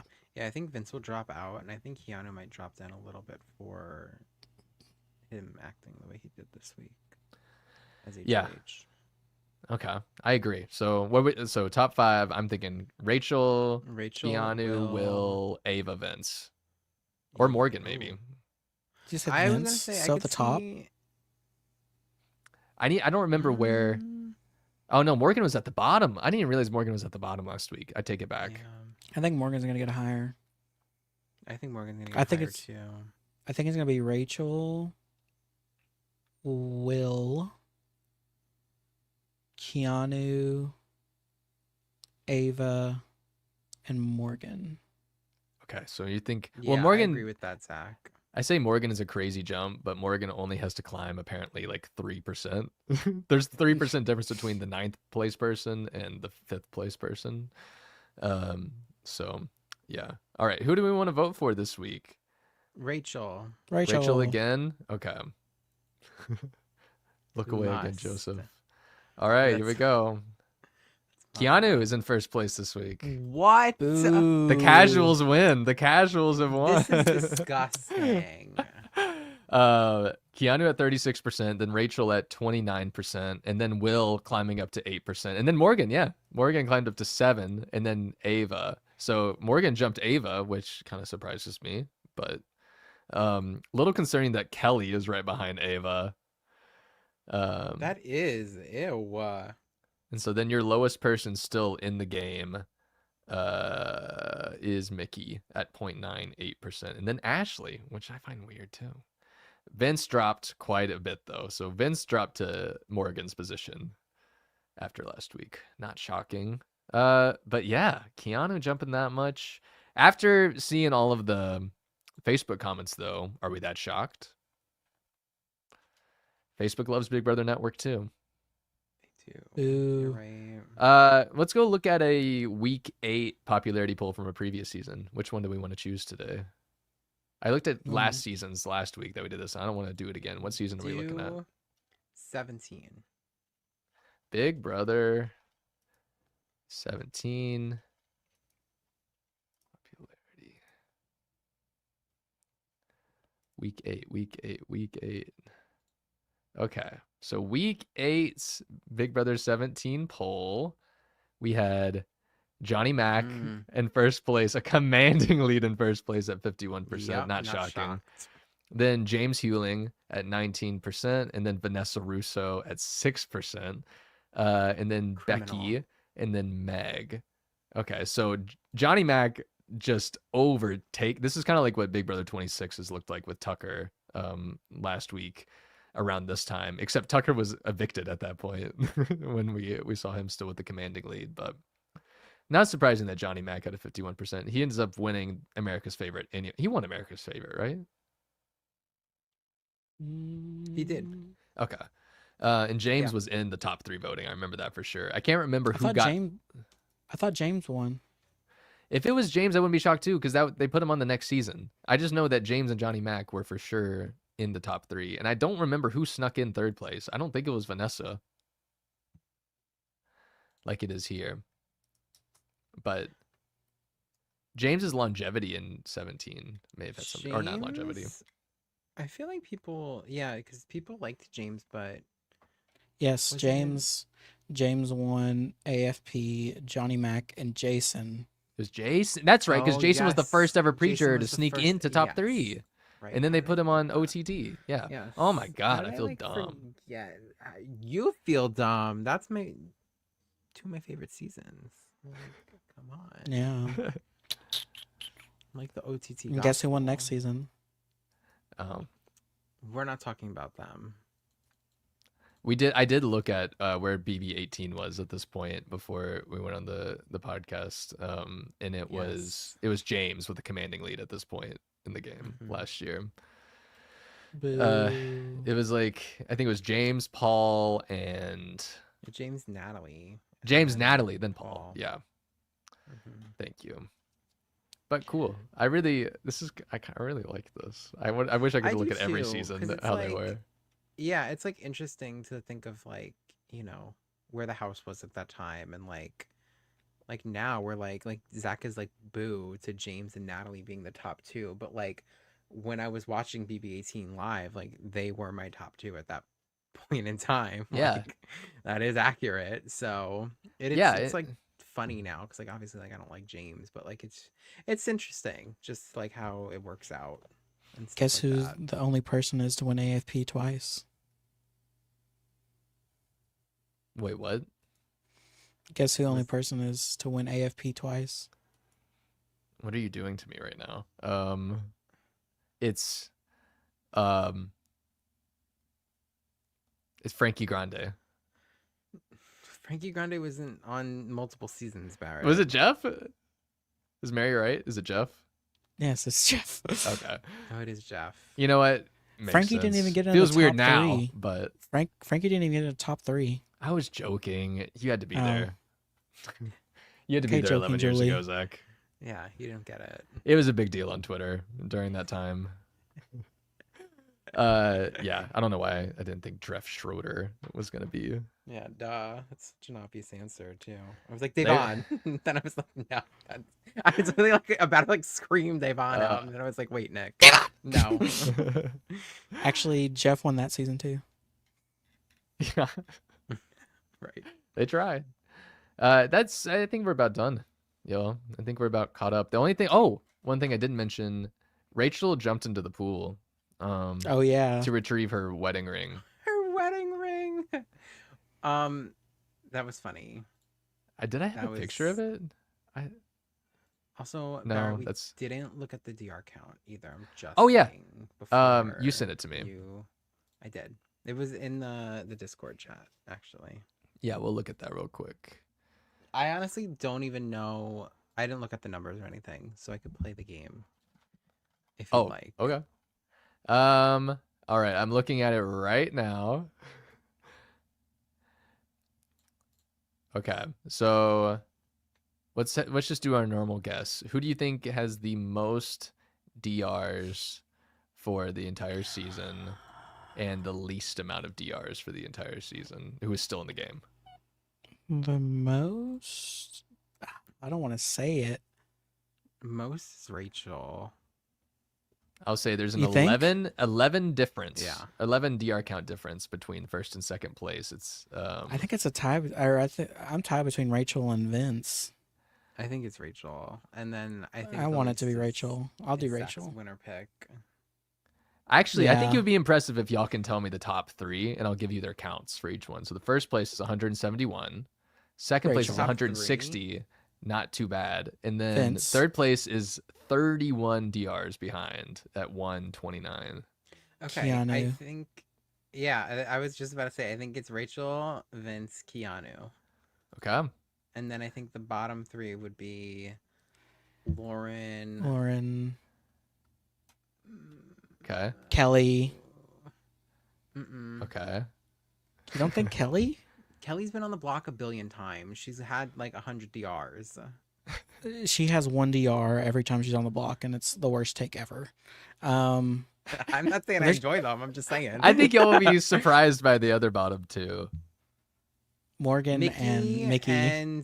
Mickey and Will, actually. I think it's Yeah. Lauren, Mickey, Will. Okay. Yeah. Y'all, I'll say this.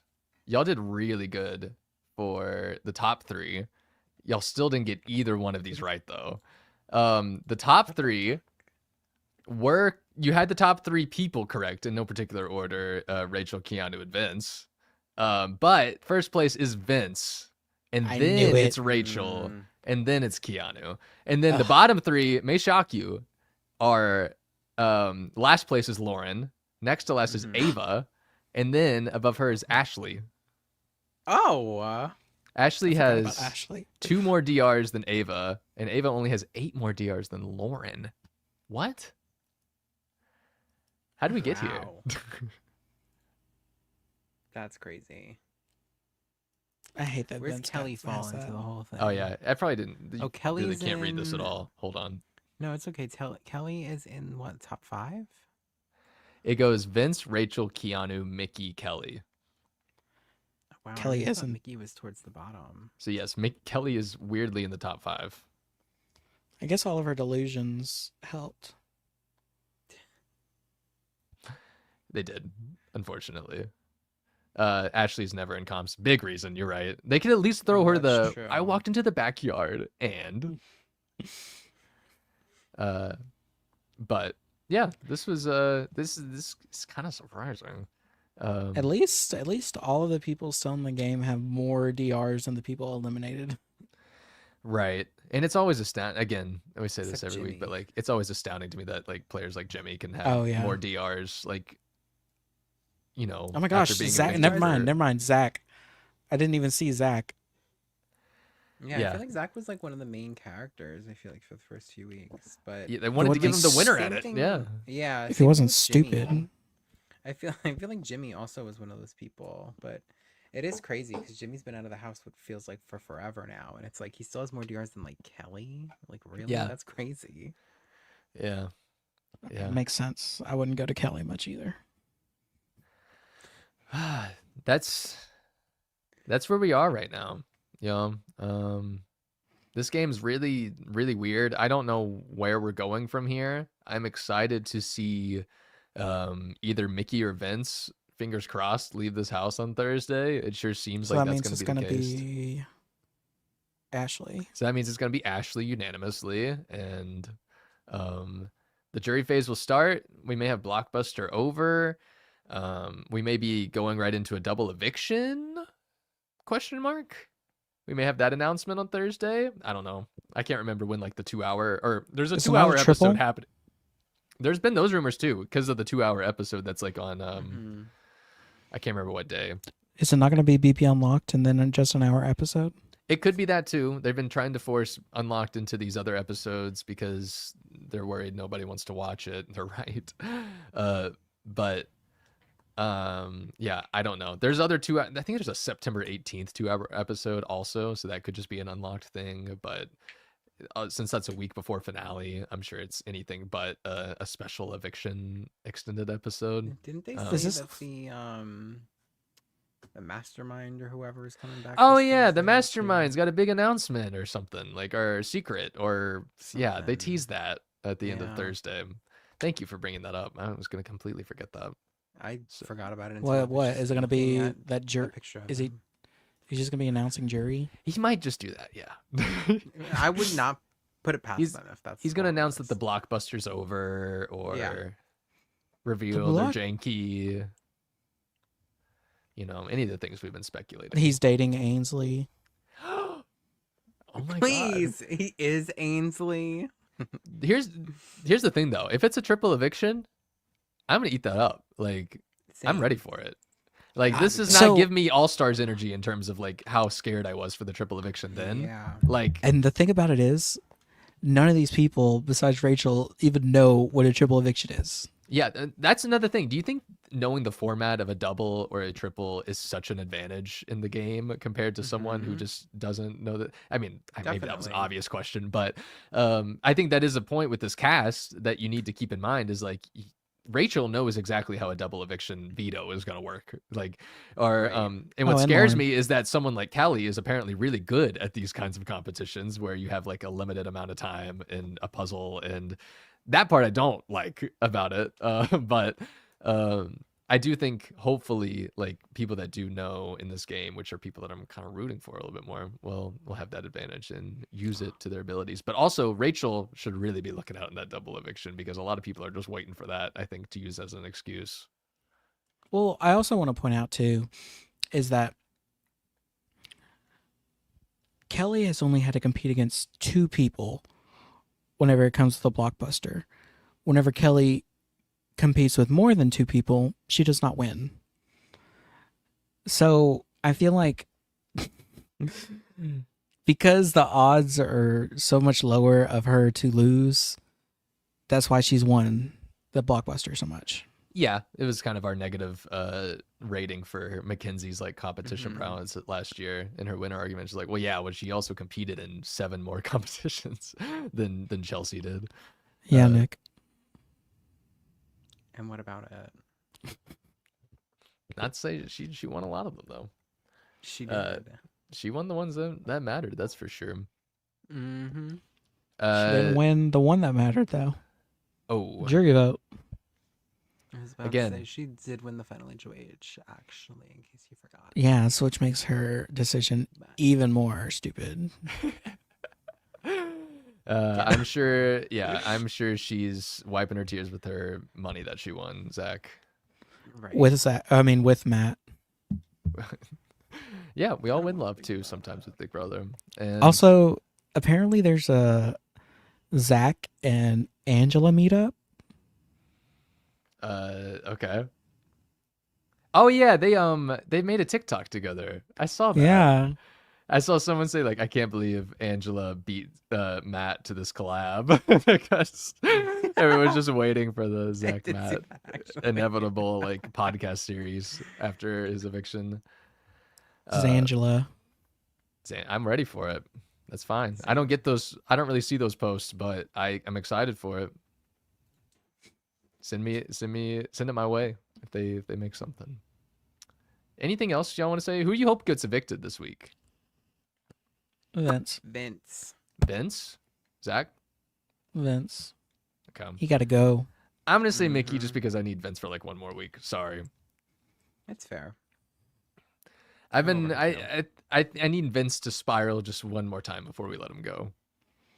Mickey, I'm just kind of like, you're not really aware of the position you're in, so I'm not as invested in your in your game at all. Nor have I been since I stopped really liking her. But yeah, I'm gonna say Mickey would be a good eviction because she'll still be like kind of blindsided by it. She'll be like, "Oh, you all hated me? Cool. I'll see y'all in 3 weeks, I guess." And whereas Vince, I'm like, just put him on the block one more time. I just need one more week of that.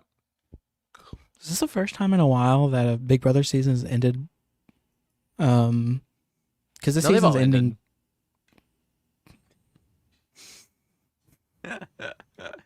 Really? This is the first time a Big Brother season has ended before October in a while. In a while, I think so, yeah. Because All Stars was super late. 23 definitely were in October. Oh, well, I say that. I know, never mind. 24 ended September 25th. 25 definitely was later, though. Yeah, it ended November 9th, like 2 weeks before Thanksgiving. And then 26 also ended like mid-October, right? October 13th. Okay. October 13th, yeah, I just looked at that. Yeah, we're definitely more in the groove of being in October as of late. I'm very thankful we're not going to be in October talking about this show, though. Instead, we'll be talking about Big Brother Amazing Race. Yes. Maybe. We're plugging our new show coming up, Our Reality. Now that Barrett said it, that's you know, in case that's the law. Cut that. In case the fans didn't know, The Amazing Race has an awesome twist this season where returning Big Brother players, along with their loved ones, will be joining the game. Joining the game? I don't know. Yeah. Making the game? I don't know. You know, joining the game. The U-turns, the stop signs. Yeah. What? Roadblocks, road. Yeah. I can't remember. I haven't watched Amazing Race in a long time. It actually will be a little bit more fun. Last season I watched was with the twins, the Natalie and. Oh my God, really? It's been that long for you? I watch it every season. I'm sorry. One, I really wanted to watch whenever DX and Claire were on, but I was just like, I'll watch it. I heard they didn't do it that well, so you didn't miss out on anything. Yeah. They were like first out or something. Heard they didn't even show up to the first leg. Yeah. They didn't even make it to the starting line. They forgot to pack. Wait, this is how long? All right. I think it's Islands in the stream time. Every time I think we're not going to go 3 hours, I think at this point I'm just trying to stall my way there. All right, everybody. Thanks so much for talking Big Brother 27 with us. Once again, if you were here the entire 3 hours that we were covering this, kudos to you. That is impressive. You deserve all the gold stars, and you get all of them. Congratulations. I can't wait to be back next week to talk about the eviction episode coming up and the new HOH, the mastermind's new plan, all of that. If you want to keep up with Big Brother, obviously, there's an episode on Wednesday. Watch that. There's an episode on Thursday, the live eviction. Watch that. And then watch the Sunday episode. And then come back to talk about all of that with us next Tuesday. And yeah, if in the meantime you want to keep up with us, you can follow any of us on Blue Sky or X or TikTok. All of those links are in the description below. We also have a Discord and a Facebook group. If you want to talk Big Brother in either one of those, please join. We would love to have you. And yeah, like this video. That helps us a ton. Helps more people find our channel. And if you want to subscribe to the channel, that would be great as well.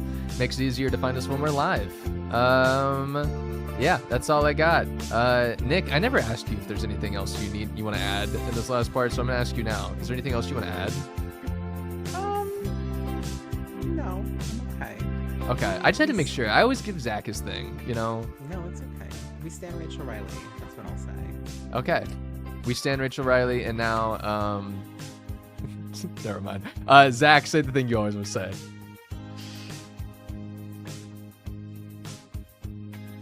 Perception is reality. Our reality. Bye, everybody.